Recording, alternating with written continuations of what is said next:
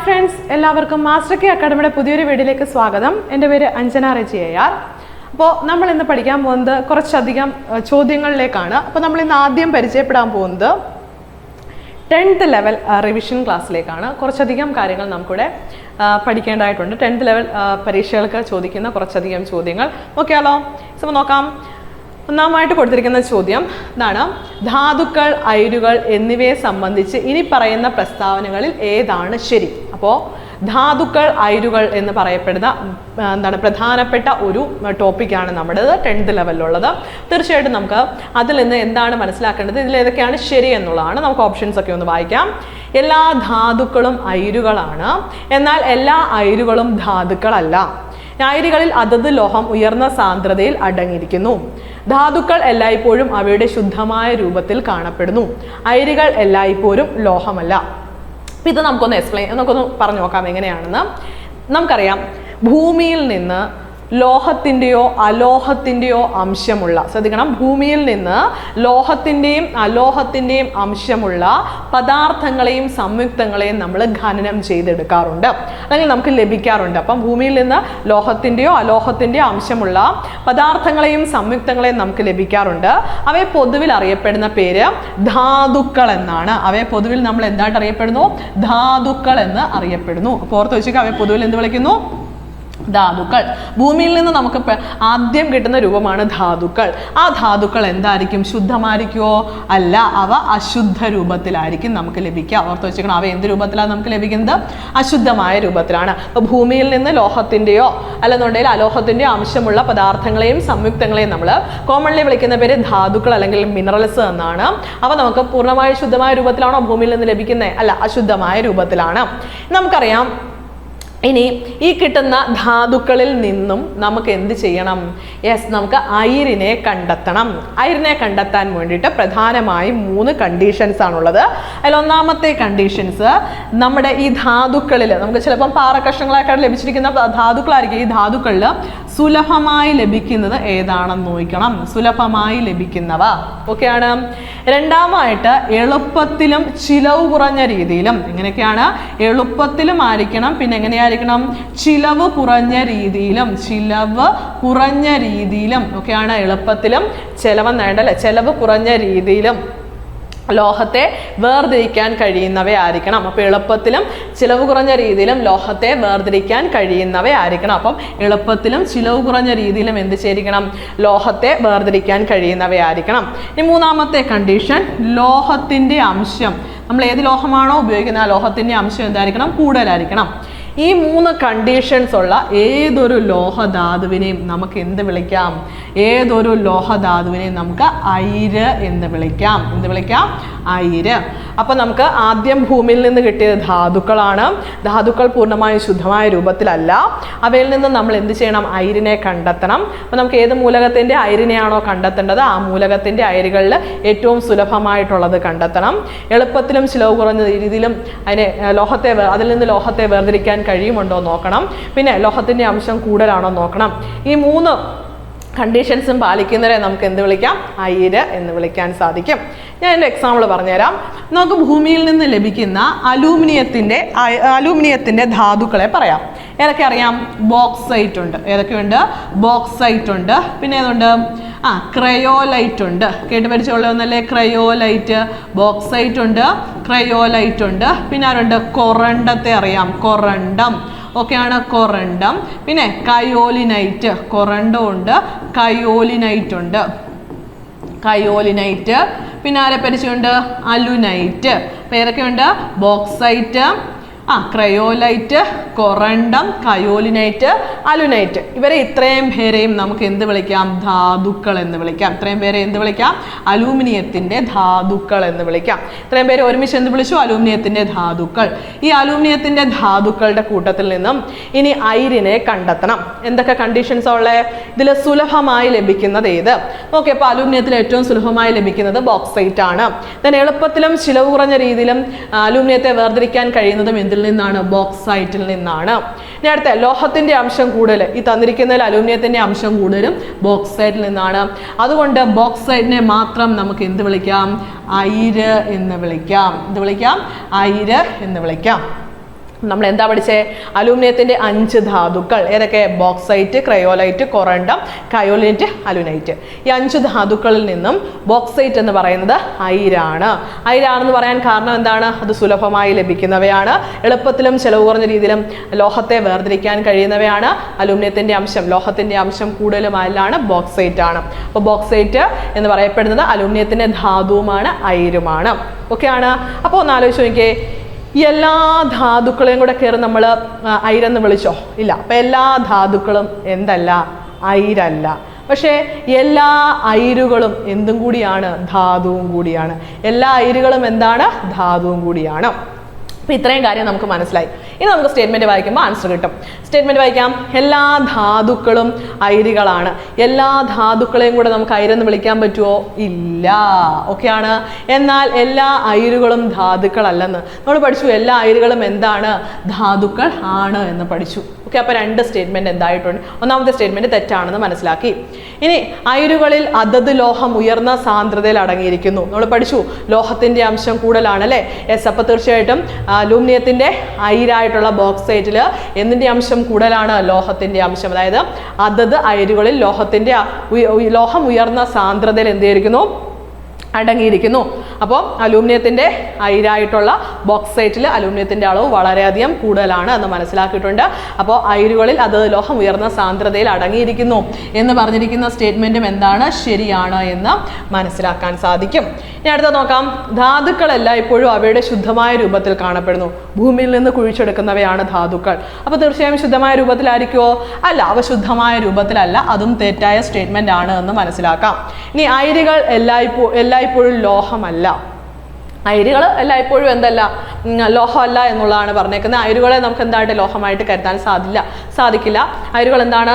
ലോഹമല്ല എന്ന് പറഞ്ഞേക്കുന്നു. അയിരുകൾ എല്ലായ്പ്പോഴും ലോഹമല്ല. ഓക്കെ. അത് തെറ്റായ സ്റ്റേറ്റ്മെൻ്റ് ആണ്.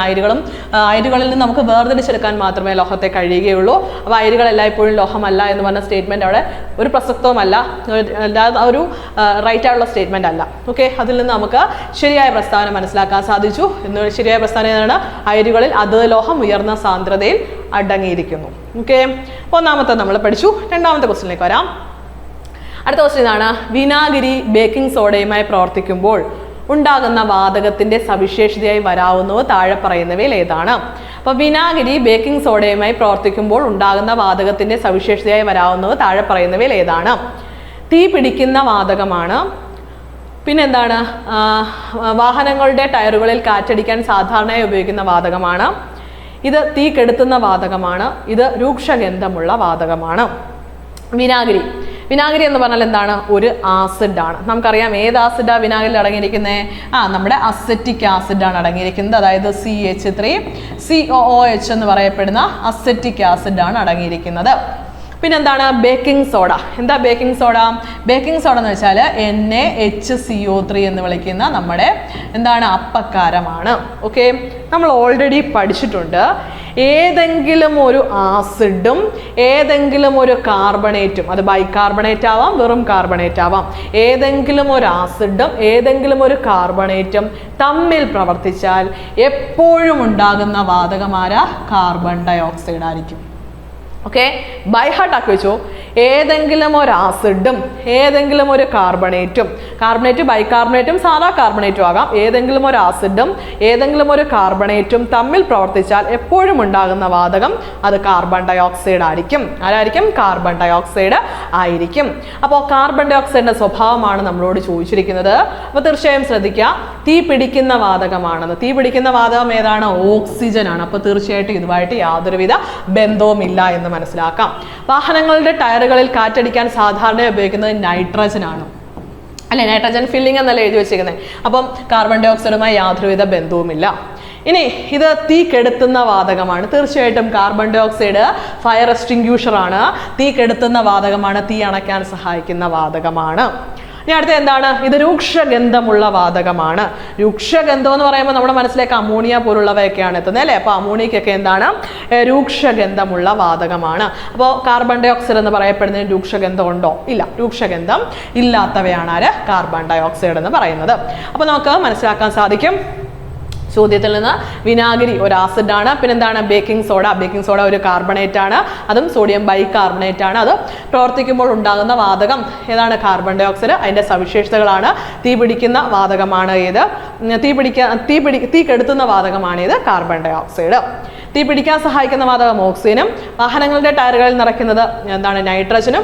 രൂക്ഷഗന്ധമുള്ള വാതകമല്ല കാർബൺ ഡൈ ഓക്സൈഡ് എന്നും മനസ്സിലാക്കാൻ സാധിക്കും. ക്ലിയർ അല്ലേ? അടുത്ത ചോദ്യം, എല്ലാ ദ്രവ്യവും നിർമ്മിച്ചിട്ടുള്ളത് ആറ്റം എന്ന ചെറുകണികകൾ കൊണ്ടാണ്. ഓക്കെയാണ്. നമുക്കറിയാം നമ്മുടെ ചുറ്റുപാടുമുള്ള എല്ലാ പദാർത്ഥങ്ങളും നിർമ്മിച്ചിരിക്കുന്ന ഏറ്റവും ചെറിയ കണിക ഏതാണ്? ആറ്റമാണ്. ആ സ്റ്റേറ്റ്മെന്റ് വായിക്കുമ്പോഴേ അറിയാം എല്ലാ ദ്രവ്യവും നിർമ്മിച്ചിട്ടുള്ളത് ആറ്റം എന്ന ചെറുകണികകൾ കൊണ്ടാണ്. അത് ശരിയായ സ്റ്റേറ്റ്മെന്റ് ആണ്. ഓക്കെ, നമുക്ക് ശരി കണ്ടെത്താനാണ് ഓപ്ഷനിൽ വന്നിരിക്കുന്നത്. അപ്പോൾ അത് ശരിയാണെന്ന് മനസ്സിലാക്കാം. ഇനി വിവിധ മൂലകങ്ങളുടെ ആറ്റങ്ങൾക്ക് വ്യത്യസ്ത മാസും വ്യത്യസ്ത ഗുണവും ഉള്ളവയാണ്. ഫോർ എക്സാമ്പിൾ, ഹൈഡ്രജൻ എടുക്കുന്നു, ഒരാറ്റമാണ്. ഓക്സിജൻ എടുക്കുന്നു, അപ്പോൾ രണ്ടാമത്തെ ആറ്റമാണ്. ഹൈഡ്രജന്റെ ആറ്റത്തിന്റെ അതേ മാസമായിരിക്കും ഓക്സിജൻ ആറ്റത്തിന്? അല്ല, വ്യത്യസ്ത മാസാണ്. ഹൈഡ്രജന്റെ ഗുണമായിരിക്കും ഓക്സിജൻ ആറ്റത്തിന്? അല്ല, വ്യത്യസ്ത ഗുണങ്ങളാണ്. അപ്പോൾ വിവിധ മൂലകങ്ങളുടെ ആറ്റങ്ങൾക്ക് വ്യത്യസ്ത മാസും വ്യത്യസ്ത ഗുണവുമായിരിക്കും. അതും ശരിയാണ്. ഓക്കെ, ഇനി രാസപ്രവർത്തനത്തിൽ ഏർപ്പെടാൻ കഴിയുന്ന ഏറ്റവും ചെറിയ കണികയാണ് ആറ്റം. ഏതൊരു രാസപ്രവർത്തനത്തിലും ഏർപ്പെടുന്ന ഏറ്റവും ചെറിയ കണിക ഏതാണ്? ആറ്റമാണ്. അതിന് പ്രത്യേകിച്ച് ചിന്തയൊന്നും ആവശ്യമില്ല. എല്ലാ പദാർത്ഥങ്ങളും നിർമ്മിച്ചിട്ടുള്ള ഏറ്റവും ചെറിയ കണിക ആറ്റമാകുമ്പോൾ രാസപ്രവർത്തനത്തിൽ ഏർപ്പെടുന്ന ഏറ്റവും ചെറിയ കണിക ഏതാണ്? ആറ്റമാണ്. ഇനി അടുത്തത്, രാസപ്രവർത്തന വേളയിൽ ആറ്റം പുതുതായിട്ട് നിർമ്മിക്കപ്പെടുന്നില്ല, നശിപ്പിക്കപ്പെടുന്നില്ല. ഓക്കെ, പുതിയ ആറ്റം ഉണ്ടാവുന്നില്ല. ഒരിക്കലും രാസപ്രവർത്തന വേളയിൽ ആറ്റത്തെ നിർമ്മിക്കാനോ നശിപ്പിക്കാനോ ഒന്നും നമുക്ക് സാധ്യമല്ല. ഓർത്ത് വെച്ചോണം, രാസപ്രവർത്തന വേളയിൽ ആറ്റം പുതുതായിട്ട് നിർമ്മിക്കപ്പെടുന്നുമില്ല, നശിപ്പിക്കപ്പെടുന്നുമില്ല. ഓക്കെ, അറ്റോമിക സിദ്ധാന്തത്തിൽ ജോൺ ഡാൾട്ടൺ പറഞ്ഞിരിക്കുന്ന വാക്കുകളാണ് ഈ 4 എണ്ണവും. ബൈഹാർട്ട് ചെയ്ത് വെച്ചോളൂ അറ്റോമിക സിദ്ധാന്തം. അറ്റോമിക സിദ്ധാന്തത്തിൽ പറഞ്ഞിരിക്കുന്ന 4 സ്റ്റേറ്റ്മെന്റുകളും എന്താണ്? ശരിയാണ്. ഇവിടെ ആൻസർ എല്ലാം ശരിയാണ് എന്നുള്ളതാണ്.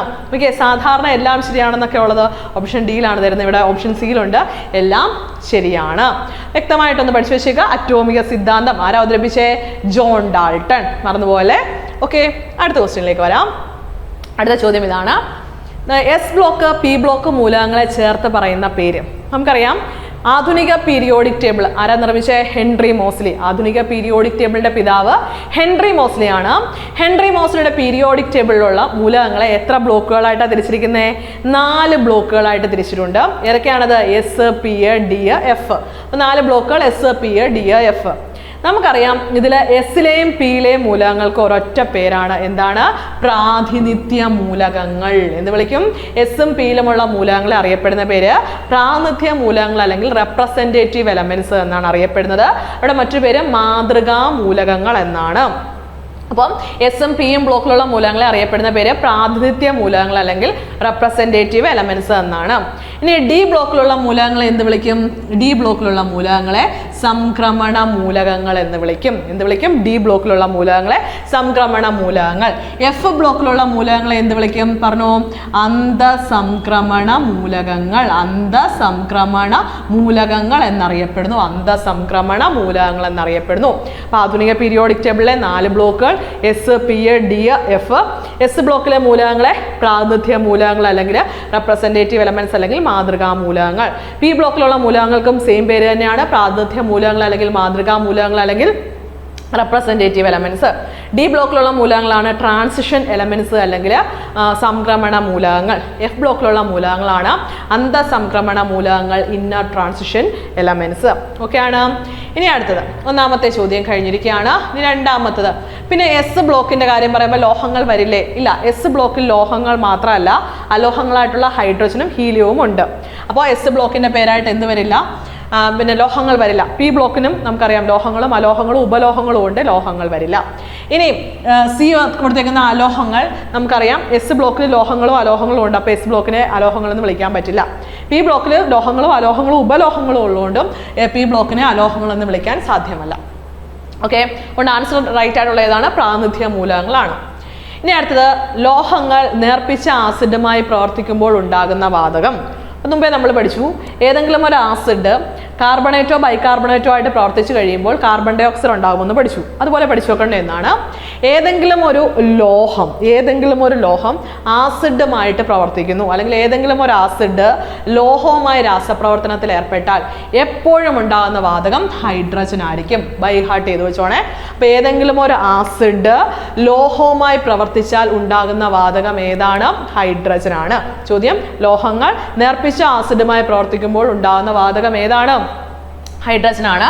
എപ്പോഴും ചോദിക്കുന്ന ഒന്നാണ് സിങ്ക് എന്ന് പറയപ്പെടുന്നത് HCl രാസപ്രവർത്തനത്തിൽ ഏർപ്പെടുന്നു. അപ്പോൾ എന്തുണ്ടാവും? സിങ്കും ക്ലോറിനൂടെ കണക്ട് ചെയ്ത് സിങ്ക് ക്ലോറൈഡ് ഫോം ചെയ്യും. അപ്പോൾ ആരും ഉണ്ടാവും? ഹൈഡ്രജൻ ഗ്യാസും ഉണ്ടാകും. അപ്പോൾ ഓർത്ത് വെച്ചേക്കുക, സിങ്ക് ക്ലോറൈഡും ഹൈഡ്രജൻ ഗ്യാസും ആണ് അവിടെ ഫോം ചെയ്യുന്നത്. അപ്പോൾ ഓർത്ത് വെച്ചേക്കേണ്ട കാര്യം എന്താണെന്ന് ചോദിച്ചു കഴിഞ്ഞാൽ, ഇവിടെ എന്താണ്, ലോഹങ്ങൾ നേർപ്പിച്ച ആസിഡുമായി പ്രവർത്തിക്കുമ്പോൾ എപ്പോഴും ഉണ്ടാകുന്ന വാതകം ഹൈഡ്രജൻ ആണ്. ഇനി ഏത് ലോഹമായിക്കോട്ടെ, ഏതൊരു എന്താണ് ലോഹമായിക്കോട്ടെ ആസിഡ് ആയിക്കോട്ടെ പ്രവർത്തിച്ചു കഴിയുമ്പോൾ ഉണ്ടാകുന്ന ആരാണ്? ഹൈഡ്രജൻ ആണ്. ഓക്കെ, ഓർത്ത് വെച്ചിരിക്കുക. ഇനി അടുത്തത്, പുതുതായി കണ്ടുപിടിച്ച കാർബണിന്റെ രൂപാന്തരത്വം ഏത്? ഓക്കെ, അലോട്രോപ്സ് എന്ന് പറയപ്പെടുന്ന ഭാഗത്ത് നിന്നാണ്. നമുക്കറിയാം പ്രധാനമായിട്ടും കാർബണിന്റെ രൂപാന്തരങ്ങളെ രണ്ടായിട്ട് തിരിക്കാം. ഒന്നാമത്തത് ക്രിസ്റ്റലൈൻ രൂപാന്തരങ്ങൾ, രണ്ടാമത്തെ ഏതാണ്? അമോർഫസ് രൂപാന്തരങ്ങൾ. ആദ്യത്തെ ക്രിസ്റ്റലൈൻ രൂപാന്തരങ്ങളിലേക്ക് വരാം. ക്രിസ്റ്റലൈൻ രൂപാന്തരങ്ങൾ എന്ന് വെച്ചാൽ വ്യക്തമായ ആകൃതിയുള്ള കാർബണിന്റെ രൂപാന്തരങ്ങളാണ്. അത് ഏതൊക്കെയാണെന്ന് ചോദിച്ചാൽ, വജ്രമുണ്ട്, വജ്രം പണ്ട് മൂലം ഉള്ളതാണ്. അടുത്ത ഗ്രാഫൈറ്റ് എന്ന് പറയപ്പെടുന്നത് നമുക്കറിയാം പണ്ട് മൂലം ഉള്ളതാണ്. ഫുള്ളറൈൻ കണ്ടുപിടിച്ചിട്ടുണ്ട്, നമുക്കറിയാം ഫുള്ളറൈൻ. ഇനി അടുത്ത ഏതാണ്? ഗ്രാഫീൻ ആണ് ഏറ്റവും പുതുതായി കണ്ടുപിടിക്കപ്പെട്ട കാർബണിന്റെ രൂപാന്തരത്വം. പക്ഷെ ഓപ്ഷനിൽ എന്തില്ല? ഗ്രാഫീൻ ഇല്ല. ഓക്കെ, ഓർത്ത് വെച്ചേക്കുക, ഇവിടെ ഗ്രാഫീനെ അവർ ഉൾപ്പെടുത്തിയിട്ടില്ല. ഇനി നമുക്ക് തിരിച്ച് ഫുള്ളറൈനിലേക്ക് വരാം. ഈ ഫുള്ളറൈനിലേക്ക് വരാം. ഫുള്ളറൈൻ എന്നൊരു പേരുണ്ടോ നോക്കിയേ? ഫുള്ളറൈൻ എന്നൊരു പേരില്ല. പക്ഷേ ഫുള്ളറൈനുമായി ബന്ധപ്പെട്ട ഒരു പേരുണ്ട്. നമുക്കറിയാം വജ്രവും ഗ്രാഫൈറ്റും കഴിഞ്ഞാൽ പുതുതായിട്ട് വന്നിരിക്കുന്ന ഫുള്ളറൈനും ഗ്രാഫീനുമാണ്. പക്ഷെ ഗ്രാഫീൻ ഓപ്ഷനിൽ ഇല്ലാത്തതുകൊണ്ട് അതിന് കുറച്ചുകൂടെ മുമ്പ് കണ്ടുപിടിച്ച ഫുള്ളറൈനിലേക്ക് വരാം. ഫുള്ളറൈൻ എന്ന് വെച്ചാൽ ഏത് ആകൃതിയിലാണ് കാണപ്പെടുന്നത്? വലയ രൂപത്തിൽ ബോളുകളായിട്ടാണ്. ഫുട്ബോളിന്റെ ആകൃതിയാണ് അല്ലേ? വലയ രൂപത്തിലാണ് കാണപ്പെടുന്നത്, ഗോളാകൃതിയിൽ കാണപ്പെടുകയാണ്. ഇവയെ നമ്മൾ എന്ത് ചെയ്യുകയാണ്? അടിച്ചിട്ട് സിലിണ്ടറിക്കൽ ഷേപ്പിലോട്ട് മാറ്റുകയാണ്. അപ്പോൾ ഫുള്ളറൈനുകളെ നമ്മൾ സിലിണ്ടറിക്കൽ ഷേപ്പിലോട്ട് മാറ്റിയാൽ അവയെ നമുക്ക് എന്ത് വിളിക്കാം? കാർബൺ നാനോ ട്യൂബുകൾ എന്ന് വിളിക്കാം. കാർബൺ നാനോ ട്യൂബുകൾ. അപ്പോൾ പുതുതായി കണ്ടുപിടിച്ച കാർബണിന്റെ രൂപാന്തരത്വം തന്നിരിക്കുന്ന ഓപ്ഷനിൽ എന്ന് ചോദിച്ചു കഴിഞ്ഞാൽ കാർബൺ നാനോ ബഡുകളാണ്. ഓക്കെയാണ്, കാർബൺ നാനോ ബഡുകളാണ്. ഇവിടെ ഗ്രാഫൈറ്റും ഡയമണ്ടും ഒക്കെ എന്താണ്? കാർബൺ നാനോ ബഡുകൾക്ക് മുമ്പ് വന്നിട്ടുള്ളവയാണ്. കോക്ക് എന്ന് പറഞ്ഞാൽ പ്രകൃതിദത്തമായിട്ടുള്ളതാണ്. തീർച്ചയായിട്ടും അതും നമുക്ക് ഒരുപാട് പഴക്കമുള്ളതാണ്. കൽക്കരി കണ്ടുപിടിക്കപ്പെട്ട കാലം മൂലേ കോക്കുണ്ട്. കൽക്കരിയെ വായുവിൻ്റെ അസാന്നിധ്യത്തിൽ ചൂടാക്കി കഴിയുമ്പോൾ ലഭിക്കുന്നതാണ് ഇത് കോക്ക് എന്ന് പറയപ്പെടുന്നത്. ഈ തന്നിരിക്കുന്ന ഓപ്ഷനിൽ എന്ന് ചോദിച്ചാൽ കാർബൺ നാനോ ട്യൂബുകളാണ്. ഇനി അതല്ല ഗ്രാഫീൻ ഓപ്ഷൻ ഉണ്ടായിരുന്നുവെങ്കിൽ ഡയറക്റ്റ് ആൻസർ ചെയ്ത് വന്നേനെ, ഗ്രാഫീൻ ആൻസർ വന്നേനെ. ഗ്രാഫീൻ ആൻസർ ഇല്ലാത്തതുകൊണ്ട് ഗ്രാഫീന് തൊട്ട് മുമ്പ് കണ്ടുപിടിക്കപ്പെട്ട ഫുള്ളറൈൻ ഞാൻ എടുത്തു. ഫുള്ളറൈനുകളെ നമ്മൾ സിലിണ്ടറിക്കൽ ഷേപ്പിലോട്ട് മാറ്റിക്കഴിഞ്ഞാൽ കാർബൺ നാനോ ട്യൂബുകൾ കിട്ടും. അവ ഇവിടെ കൊടുത്തിട്ടുണ്ട്. അപ്പോൾ കാർബൺ നാനോ ട്യൂബുകളാണ് ഇവിടെ ആൻസർ ആയിട്ട് വരുന്നത്. ക്ലിയർ ആയില്ലേ? ഓക്കെ, അടുത്ത ചോദ്യം. രക്തത്തിൻ്റെ pH അല്പം ക്ഷാര സ്വഭാവമുള്ളതാണ്. ഇതിൻ്റെ pH വാല്യൂ എത്രയാണ്? രക്തത്തിൻ്റെ pH എത്രയാണെന്ന് ചോദിച്ചാൽ എപ്പോഴും ബൈ ഹാർട്ട് ചെയ്ത് വെച്ചേക്കുന്നത് എത്രയാണ്? 7.4. അപ്പോൾ ബ്ലഡ് എന്ന് കേൾക്കുമ്പോഴേ മനസ്സിലോട്ട് ഓർമ്മ വരേണ്ടതാണ് ഏത്? 7.4. ഓക്കെ, യൂറിൻ എന്ന് കേട്ടാൽ ഓർമ്മയിലേക്ക് വരേണ്ടതാണ് എത്ര? 6. യൂറിൻ്റെ pH വാല്യൂ എത്രയാണ്? 6 ആണ്. കോഫി എന്ന് കേട്ടാൽ ഓർമ്മയിലേക്ക് വരണം എത്ര? 5.5. ടീയുടെ pH വാല്യൂ, ചായയുടെ pH വാല്യൂ എത്രയാണ്? 5 ആണ്. ഓക്കെ ആണ്. കോഫിയുടെ ചോദിച്ചാൽ എത്രയാണ്? 5.5 ആണ്. ടീയുടെ എത്രയാണെന്ന് ചോദിച്ചാൽ 5 ആണ്. അതൊന്നും മറക്കല്ലേ. പാലിൻ്റെ ആണ് ചോദിക്കുന്നതെങ്കിലോ 6.7 അല്ലെങ്കിൽ 6.8 ആണ് വരുന്നത്. ഓക്കെ, 6.7 to 6.8 ആണ് വരുന്നത്. ഓർത്ത് വെച്ചിരിക്കുക. അതുപോലെ തന്നെ ശുദ്ധമായ വെള്ളത്തിൻ്റെ pH വാല്യൂ ചോദിച്ചാൽ എത്രയാണ്? 7 ആണ്. ശുദ്ധമായ വാട്ടർ, പ്യുവർ വാട്ടറിൻ്റെ pH വാല്യൂ എത്രയാണെന്ന് ചോദിച്ചു കഴിഞ്ഞാൽ ആൻസർ എത്രയാണ്? 7 ആണ്. ശുദ്ധമായ ജലത്തിൻ്റെ pH വാല്യൂ എത്രയാണ്? 7 ആണ്. കടൽ ജലത്തിൻ്റെ pH വാല്യൂ 8 അല്ലെങ്കിൽ 8.5 ആണ്. 8 to 8.5 ആണ് എന്തിന്? കടൽ ജലത്തിൻ്റെ pH വാല്യൂ വരുന്നത്. ഓക്കെ, ഇനി അടുത്തേക്ക് വരാം. താഴെ തന്നിരിക്കുന്നതിൽ രാസമാറ്റം ഏതിൽ സംഭവിക്കുന്നു? അപ്പോൾ രാസമാറ്റത്തെക്കുറിച്ചാണ്. രാസമാറ്റം എന്താണെന്ന് നമുക്ക് പഠിക്കണം. വേണ്ടായോ? രാസമാറ്റം എന്താണെന്ന് ചോദിച്ചാൽ രാസമാറ്റം മാത്രമല്ല ഭൗതിക മാറ്റവും ഉണ്ട്. രാസമാറ്റമുണ്ട്, ഭൗതിക മാറ്റമുണ്ട്. ഈ രാസമാറ്റം എന്ന് പറഞ്ഞു കഴിഞ്ഞാൽ ഒരു സ്ഥിരമായിട്ടുണ്ടാകുന്ന മാറ്റമാണ്. ഒരു പദാർത്ഥം രാസപ്രവർത്തനത്തിൽ ഏർപ്പെട്ട് മറ്റൊരു പദാർത്ഥമായിട്ട് മാറുന്നതിനെയാണ് നമ്മൾ രാസമാറ്റം എന്ന് പറയുന്നത്. അത് പെർമനന്റ് ചേഞ്ച് ആണ്. ഫോർ എക്സാമ്പിൾ, ഒരു കഷ്ണം പേപ്പർ എടുക്കുകയാണ്. പേപ്പറിനെ നമ്മൾ കത്തിക്കുന്നു. കത്തിച്ച് കഴിയുമ്പോൾ അത് എന്തായിട്ട് മാറുന്നു? ചാരമായിട്ട് മാറുന്നു. ആ ചാരത്തെ തിരിച്ച് പേപ്പറാക്കാൻ പറ്റുമോ? ഇല്ല. അപ്പം അങ്ങനെയുള്ള മാറ്റങ്ങളാണ് രാസമാറ്റങ്ങൾ. ഇനി മറ്റൊരു മാറ്റമുണ്ട്, ഭൗതിക മാറ്റം. ഭൗതിക മാറ്റം എന്ന് വെച്ചാൽ ഒരു താൽക്കാലിക മാറ്റമാണ്. ഭൗതിക മാറ്റം എന്ന് വെച്ചാൽ ആ പദാർത്ഥത്തിലുള്ള കണികകൾ അങ്ങോട്ടും ഇങ്ങോട്ടും എന്ത് ചെയ്യുന്നു? ഒന്ന് ചേഞ്ച് ആവുക മാത്രമേ ഉള്ളൂ. അത് ഇല്ലാണ്ടായി പോവുകയോ പുതിയ പദാർത്ഥമായി മാറുകയോ ചെയ്യുന്നില്ല ഭൗതിക മാറ്റത്തിൽ. ഫോർ എക്സാമ്പിൾ, ജലം എടുക്കുകയാണ്. നമ്മളിപ്പോൾ ഒരു കപ്പ് വെള്ളം എടുത്തു. ആ വെള്ളം എടുക്കുമ്പോൾ അത് ദ്രാവകാവസ്ഥയിലിരിക്കുകയാണ്. അതിനെ നമ്മൾ ഫ്രീസറിൽ വെച്ചിട്ട് അതിനെ എന്താക്കി മാറ്റുന്നു? ഖരാവസ്ഥ, ഐസ് കട്ടയാക്കി മാറ്റുന്നു. ഓക്കെ, അപ്പോൾ ആ വെള്ളത്തിൻ്റെ അളവ് കുറയുകയോ എന്തെങ്കിലും ചെയ്തോ? ഇല്ല. അത്രയും തന്നെ തന്മാത്രകൾ ഐസ് ക്യൂബിനകത്ത് ഇരിപ്പുണ്ട്. അപ്പോൾ ഇങ്ങനെ ഉണ്ടാകുന്ന ചേഞ്ചുകളെ വിളിക്കുന്ന പേരാണിത് ഭൗതിക മാറ്റം. എന്ത് വിളിക്കും? ഭൗതിക മാറ്റം. അപ്പോൾ രാസമാറ്റവും ഉണ്ട്, അതോടൊപ്പം തന്നെ എന്തുകൊണ്ട്? ഭൗതിക മാറ്റവും ഉണ്ട്. ഇവിടെ നമ്മളോട് ചോദിച്ചിരിക്കുന്നത് രാസമാറ്റം ഇതിലൊക്കെയാണെന്നാണ്. ഐസ് ഉരുകുകയാണ്. ഞാൻ ഓൾറെഡി പറഞ്ഞു, ഐസ് ഉരുകി ജലമായിട്ട് മാറുകയാണ്. ആ ജലത്തെ വീണ്ടും നമുക്ക് എന്താക്കി മാറ്റാൻ സാധിക്കും? നമുക്ക് ഐസായിട്ട് മാറ്റാൻ സാധിക്കും. അപ്പോൾ തീർച്ചയായിട്ടും അതെന്താ? ഭൗതിക മാറ്റത്തിന് എക്സാമ്പിളാണ്. എന്താണ്? ഭൗതിക മാറ്റത്തിന് എക്സാമ്പിളാണ്. ഇനി അടുത്ത മെഴുകുരുകയാണ്. മെഴുക് ഉരുകിയിട്ട് അതിനെ നമുക്ക് എന്ത് ചെയ്യാൻ പറ്റും? വീണ്ടും അത് മെഴുകായിട്ട് തന്നെ മാറുകയാണ്. അപ്പോൾ തീർച്ചയായിട്ടും അവിടെ പുതിയൊരു പദാർത്ഥമൊന്നും ഉണ്ടാകുന്നില്ല. അപ്പം അതും എന്താണ്? ഒരു ഭൗതിക മാറ്റമാണ്, ഫിസിക്കൽ ചേഞ്ച് ആണ്. എന്നാൽ ഇരുമ്പ് തുരുമ്പിക്കുകയാണ്. ഇരുമ്പ് തുരുമ്പിച്ചാൽ എന്തായിട്ട് മാറുന്നു? ഇരുമ്പ് എന്ന് പറയപ്പെടുന്ന അയൺ തുരുമ്പിച്ച് കഴിയുമ്പോൾ അയൺ ഓക്സൈഡ് ആയിട്ട് മാറുന്നു, അല്ലേ? അപ്പോൾ തീർച്ചയായിട്ടും ഇരുമ്പിനെ തുരുമ്പിക്കുമ്പോൾ മറ്റൊരു പദാർത്ഥമായിട്ട് മാറുകയാണ്. ആ തുരുമ്പിനെ തിരിച്ച് നമുക്ക് ഇരുമ്പാക്കി മാറ്റാനും സാധ്യമല്ല. പെർമനന്റ് ചേഞ്ച് സംഭവിച്ചു. അപ്പോൾ ഇതെന്താണ്? രാസമാറ്റമാണ്.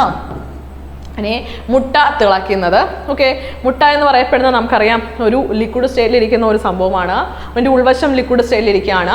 അപ്പം അതിനെ നമ്മൾ എന്ത് ചെയ്യുകയാണ്? ഒന്ന് തിളപ്പിക്കുകയാണ്. കുറച്ച് നേരം വെള്ളത്തിലിട്ട് ചൂടാക്കി കഴിയുമ്പോഴത്തേക്ക് അതിൻ്റെ ഉൾവശം എന്താണെന്നു? കട്ടിയാവുന്നു. വീണ്ടും അതിനെ തിളപ്പിച്ച് കഴിഞ്ഞാൽ വീണ്ടും പഴയ രൂപത്തിലേക്ക് മാറുമോ? ഇല്ല. അപ്പോൾ മുട്ട എന്ന് പറയപ്പെടുന്ന പൂർണ്ണമായിട്ടും തിളച്ച് മറ്റൊന്നായിട്ട് മാറുകയാണ് ചെയ്തിരിക്കുന്നത്. അപ്പോൾ അതും എന്താണ്? ഒരു രാസമാറ്റമാണ്, പെർമനന്റ് ചേഞ്ച് ആണ് സംഭവിച്ചിരിക്കുന്നത്. അപ്പോൾ ഐസ് ഉരുകുന്നതും മെഴുകുരുകുന്നതും താൽക്കാലിക മാറ്റമാണ്. എന്നാൽ ഇരുമ്പ് തുരുമ്പിക്കുന്നതും മുട്ട തിളയ്ക്കുന്നതും പെർമനന്റ് ചേഞ്ച് ആണ്, സ്ഥിരമാറ്റമാണ്. സ്ഥിരമാറ്റം സംഭവിച്ചിരിക്കുന്ന ഈ രണ്ടുമായിരിക്കും എന്ത്? രാസമാറ്റത്തിന് എക്സാമ്പിൾ ആയിട്ട് വരുന്നത്. ഓപ്ഷൻ 3ഉം 4ഉം ദേ കിടക്കുന്നു. ഓപ്ഷൻ 3ഉം 4ഉം. അപ്പോൾ ഓപ്ഷൻ 3ഉം 4ഉം എന്തിന് എക്സാമ്പിളാണ്? രാസമാറ്റം സംഭവിക്കുന്നതിന് ഉദാഹരണമാണ്. ക്ലിയർ ആയില്ലേ? അടുത്ത ചോദ്യത്തിലേക്ക് വരാം. ഹരിത രീതിയിൽ വസ്ത്രങ്ങൾ അലക്കുന്നതിന് ഉപയോഗിക്കുന്ന പദാർത്ഥം ഏതാണ്? നമുക്കറിയാം വസ്ത്രങ്ങൾ അലക്കാൻ വേണ്ടി പോവാണ്, അതും ഹരിത രീതിയിലാണ്. പ്രകൃതിക്ക് യോജിച്ച രീതിയിൽ വസ്ത്രങ്ങൾ അലക്കുകയാണ് നമ്മൾ ചെയ്യുന്നത്. അപ്പോൾ ഇവിടെ തന്നിരിക്കുന്നതിൽ ആൻസറായിട്ട് വരുന്ന ഹൈഡ്രജൻ പെറോക്സൈഡ് ആണ്. ഹൈഡ്രജൻ പെറോക്സൈഡ് ഉപയോഗിച്ച് നമ്മൾ എന്താണ് വസ്ത്രങ്ങൾ അലക്കുമ്പോൾ ഒരു രീതിയിലും പ്രകൃതിക്ക് യാതൊരുവിധ ദോഷവും ഉണ്ടാവുകയില്ല.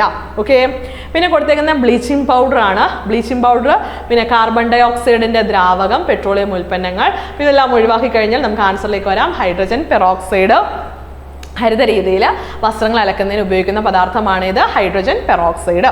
ഓക്കെ, അതങ്ങ് ബൈ ഹാർട്ടാക്കി വെച്ചോളുക. ഇനി അടുത്താണ് ചേരുംപടി ചേർക്കാൻ വേണ്ടിയുള്ള ഒരു ചോദ്യമാണ് തന്നിരിക്കുന്നത്. വലിയൊരു ചോദ്യമാണ്. ബോയിൽ നിയമം, ഡാൾട്ടന്റെ നിയമം, അവഗാഡ്രോ നിയമം, ചാൾസ് നിയമം. ഇതിൽ പലർക്കും ഡാൾട്ടന്റെ നിയമം അറിയുണ്ടായിരിക്കില്ല, പക്ഷേ ബാക്കിയുള്ളത് വെച്ച് നമുക്ക് കണ്ടുപിടിക്കാൻ പറ്റും. ബോയിൽ നിയമത്തിലേക്ക് വരാം. ബോയിൽ നിയമത്തിനകത്ത് ആരാണ് സ്ഥിരം? താപനില സ്ഥിരമായിരിക്കും. ഓക്കെ ആണ്, താപനില സ്ഥിരമായിരിക്കും. അപ്പോൾ ഓപ്ഷനിൽ നോക്കിയേ, താപനില സ്ഥിരമായിട്ടുള്ള ആരെങ്കിലും കിടപ്പുണ്ടോ? യെസ്, 2 ഓപ്ഷനകത്ത് താപനില സ്ഥിരമായിട്ടുണ്ട്. ഇവിടെയും താപനില സ്ഥിരമാണ്, ഇവിടെയും താപനില സ്ഥിരമാണ്, ഇവിടെയും 3 ഓപ്ഷനകത്തുണ്ട്, അല്ലേ? അപ്പോൾ താപനില സ്ഥിരമാണ്. ഇനി ആരൊക്കെ തമ്മിലുള്ള ബന്ധമാണ് നമ്മുടെ ബോയിൽസ് നിയമം എന്ന് പറയുന്നത്? യെസ്, ഇനി ബാക്കിയുള്ള രണ്ടുപേരും പ്രഷറും ടെമ്പറേച്ചറും തമ്മിലാണ്, അല്ലെ? പ്രഷറും വോളിയവും തമ്മിലുള്ള ബന്ധമാണ് ഇവിടെ പറയുന്നത് ബോയിൽസ് നിയമം. തന്നിരിക്കുന്ന നിയമത്തിൽ ബോയിൽസ് നിയമം മാത്രമേ ഇൻവേഴ്സ്ലി പ്രൊപ്പോർഷണൽ ആകുന്നുള്ളൂ. അപ്പോൾ നമ്മൾ പഠിച്ചിട്ടുണ്ട് P inversely proportional to 1/v വരുന്ന ആർക്കാണ്? ബോയിൽസ് നിയമത്തിനാണ്. അപ്പോൾ നമുക്ക് ഓപ്ഷനിലേക്ക് നോക്കാം. 1 എന്ന് പറയപ്പെടുന്നത് ദാണ്ട് ഇവിടെ 4 വരുന്നുണ്ട്. അപ്പോൾ 1, 4, അതായത് ഒരൊറ്റ നിയമത്തിൽ മാത്രമേ നമുക്ക് നേരെ വിപരീത അനുപാതം പഠിക്കാനുള്ളൂ. അത് ബോയ്ൽസ് നിയമത്തിൽ മാത്രമാണ് P direct inversely proportional to 1/v എന്ന് നമ്മൾ പഠിച്ചിട്ടുണ്ട്. അപ്പോൾ തീർച്ചയായിട്ടും ആ ഒരൊറ്റ ഒരു കാര്യം അറിയാമെന്നുണ്ടെങ്കിൽ നമുക്ക് ആൻസറിലെത്താം. ബോയിൽ നിയമം വരുന്നത് ഓപ്ഷൻ 4 അല്ലേ? ഇതാണ് ഇവിടെ കിടക്കുന്ന P inversely proportional to 1/v. അപ്പോൾ 1 4 വരണം. അത് ഒറ്റ ഒരു ഓപ്ഷനിൽ 1 4 വരുന്നുള്ളൂ. അപ്പോൾ തന്നെ ആൻസറായി. ബാക്കിയുള്ളവരെ പറയാം നമുക്ക്. അവഗാഡ്രോ നിയമം. അവഗാഡ്രോ നിയമമാണ് നമുക്ക് പിന്നെ അറിയാവുന്ന നിയമം. അവഗാഡ്രോ നിയമത്തിനകത്ത് 2 പേര് സ്ഥിരമായിരിക്കും. ആരൊക്കെയാണ്? നമുക്കറിയാം താപനിലയും അതോടൊപ്പം തന്നെ മർദ്ദവും എന്തായിരിക്കും? സ്ഥിരമായിരിക്കും അല്ലെ? താപനിലയും മർദ്ദവും സ്ഥിരമായിരിക്കും. ഇവിടെ താപനില ഇവിടെ നോക്കിയാൽ ഇവിടെ താപനില സ്ഥിരമാണ്, മർദ്ദവും എന്താണ്? സ്ഥിരമാണ് അല്ലെ? മർദ്ദം പ്രഷറും, അതായത് താപനിലയും മർദ്ദവും സ്ഥിരമായിരിക്കും. പിന്നെ എന്താണ്? യെസ്, നമുക്കറിയാം ഒരു നിശ്ചിത മാസ് വാതകത്തിന്റെ താപനിലയും മർദ്ദവും സ്ഥിരമായിട്ടിരിക്കുകയാണെന്നുണ്ടെങ്കിൽ പിന്നെ എന്താണ്? നമ്പർ ഓഫ് മോൾസ് തമ്മിലുള്ള ബന്ധമാണ് അല്ലെ? വ്യാപ്തം എന്ന് പറയപ്പെടുന്നത് നമ്പർ ഓഫ് മോൾസിന് നേരനുപാതത്തിലായിരിക്കും എന്ന് പഠിച്ചു വെച്ചിട്ടുണ്ട്. അതാണ് ഇത് അവഗാഡ്രോ നിയമം. അപ്പൊ അവഗാഡ്രോ നിയമം വി എന്താണ്? ഡയറക്ട്ലി പ്രൊപ്പോർഷണൽ ടു n ആണെന്ന് നമ്മൾ പഠിച്ചു വെച്ചിട്ടുണ്ട്. എന്ന് വെച്ചാൽ നമ്പർ ഓഫ് മോളിക്യൂൾസ് ആണ്, വാതക എന്താണ്? തന്മാത്രകളുടെ എണ്ണമാണ്. അപ്പോൾ ഓർത്ത് വെച്ചേക്കുക, വി പ്രൊപ്പോർഷണൽ ടു n വരുന്ന ആർക്കാണ്? അവഗാഡ്രോ നിയമത്തിനാണ്. അതിവിടെ തന്നിരിക്കുന്നു 5. അപ്പം 3 എന്ന് പറയപ്പെടുന്ന എവിടെയാണ്? 5 വന്നിട്ടുണ്ട് അല്ലേ? വന്നിട്ടുണ്ട്. ഇനി അടുത്ത ചാൾസ് നിയമം നമുക്കറിയാം. ഓക്കെ, ചാൾസ് നിയമം ആരൊക്കെ തമ്മിലുള്ള ബന്ധമാണ്? ഇവിടെ പ്രഷർ സ്ഥിരമായിരിക്കും. ആര് സ്ഥിരമായിരിക്കും? പ്രഷർ സ്ഥിരമായിരിക്കും. അപ്പോൾ ഇനി പ്രഷർ സ്ഥിരമുള്ള ആളെ നമുക്ക് നോക്കിയാൽ മതി. എവിടെയാണ്? എസ് കൊണ്ട് പ്രഷർ എന്ന് പറയപ്പെടുന്നത് സ്ഥിരമാണെന്ന് കൊടുത്തിട്ടുണ്ട്. ഇനി അടുത്ത എന്താണ്? ദാണ്ട് ഇവിടെ പ്രഷർ സ്ഥിരമായിരിക്കും എന്ന് കൊടുത്തിട്ടുണ്ട്. ഇനി പിന്നെ ആരൊക്കെ തമ്മിലുള്ള ബന്ധമാണ്? പിന്നെ ഉള്ളത് ടെമ്പറേച്ചറും അതും വ്യാപ്തവും ഉണ്ട്. വ്യാപ്തം ഡയറക്ട്ലി പ്രൊപ്പോർഷണൽ ടു ടെമ്പറേച്ചർ ആയിരിക്കും, താപനിലയായിരിക്കും. വ്യാപ്തം എന്ന് പറയപ്പെടുന്നത് ഡയറക്ട്ലി പ്രൊപ്പോർഷണൽ ടു ടെമ്പറേച്ചർ ആയിരിക്കും. അതിൽ നിന്ന് മനസ്സിലാക്കാം ഈ രണ്ടാമത് കൊടുത്തിരിക്കുന്നതാണ് ഏത്? നമ്മുടെ ചാൾസ് നിയമം എന്ന് മനസ്സിലാക്കാം. പിന്നെ നമുക്ക് ആരെ മാത്രം അറിഞ്ഞാൽ മതി? ഇനി നമ്മുടെ ഡാൾട്ടന്റെ നിയമമാണ്. ഡാൾട്ടന്റെ നിയമത്തെക്കുറിച്ച് പറയുമ്പോൾ 2 മൂന്നാമത്തെയാണ് ആൻസർ ആയിട്ട് വരുന്നത്. ഇതാണ് P total equal to P1 plus P2 plus P3 equal to ഇങ്ങനെ പോയിക്കൊണ്ട് എക്സെട്രാ പോയിട്ട് Pn എന്ന് പറയപ്പെടുന്നതാണ് ഏത്? ഡാൾട്ടന്റെ നിയമം. പിയും താപനിലയും അതോടൊപ്പം തന്നെ വ്യാപ്തവും സ്ഥിരമായിരിക്കും. താപനിലയും വ്യാപ്തവും സ്ഥിരമായിരിക്കും. അപ്പോൾ ഇതൊന്ന് പഠിച്ചു വെച്ചേക്കുക, അതുകൊണ്ട് ഓർത്ത് വെച്ചേക്കണം.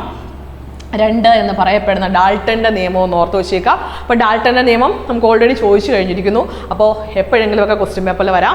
ഡാൾട്ടന്റെ നിയമം ഓർത്ത് വെച്ചേക്കാം. ബോയിൽ നിയമം, അവഗാഡ്രോ നിയമം, ചാൾസ് നിയമം നിങ്ങൾക്ക് ബൈ ഹാർട്ടാണെന്ന് എനിക്കറിയാം. എങ്കിലും ഡാൾട്ടന്റെ നിയമം കൂടി ഒന്ന് ഓർത്ത് വെച്ചിരിക്കാം. ക്ലിയർ ആണ്? അപ്പോൾ ചേരുംപടി ചേർക്കുക എന്നുള്ള ഭാഗമാണ് നമ്മൾ ചെയ്തിരിക്കുന്നത്. ഇനി മുന്നോട്ട് വരുന്നു. ആൻസർ ഒന്നാമത് തന്നെ നമ്മൾ കണ്ടുപിടിച്ച് കഴിഞ്ഞു. ഇനി അടുത്തേക്ക് വരാം. താഴെ കൊടുത്തിരിക്കുന്നവയിൽ സബ്ഷെൽ ഇലക്ട്രോൺ വിന്യാസത്തിൽ ശരിയല്ലാത്തവ കണ്ടോ? ചോദിച്ചിരിക്കുന്ന ചോദ്യം കണ്ടോ? ശരിയല്ലാത്തവ ഏത് എന്നാണ് ചോദ്യം. ഓക്കെ ആണ്? യെസ്. അപ്പോൾ നമുക്ക് അറിയാം. ശരിയായ രീതി ആദ്യം എഴുതി നോക്കാം.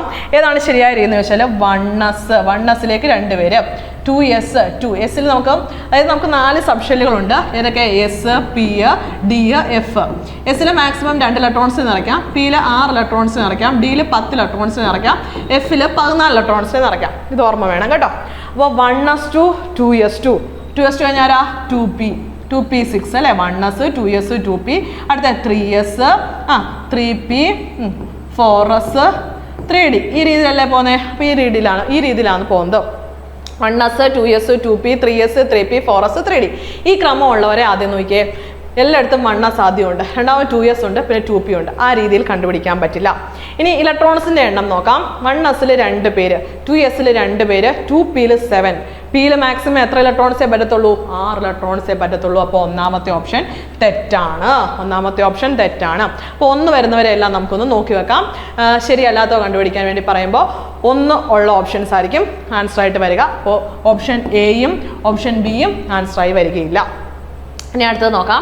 1s2 2s2 2p2. ഓക്കെ, അത് ശരിയായ ക്രമമാണ്. പിയിൽ മാക്സിമം 6 വരെ പോവാം. 2 ആയിട്ട് കൊടുത്തിരിക്കുന്നു. അപ്പോൾ എന്താണ്?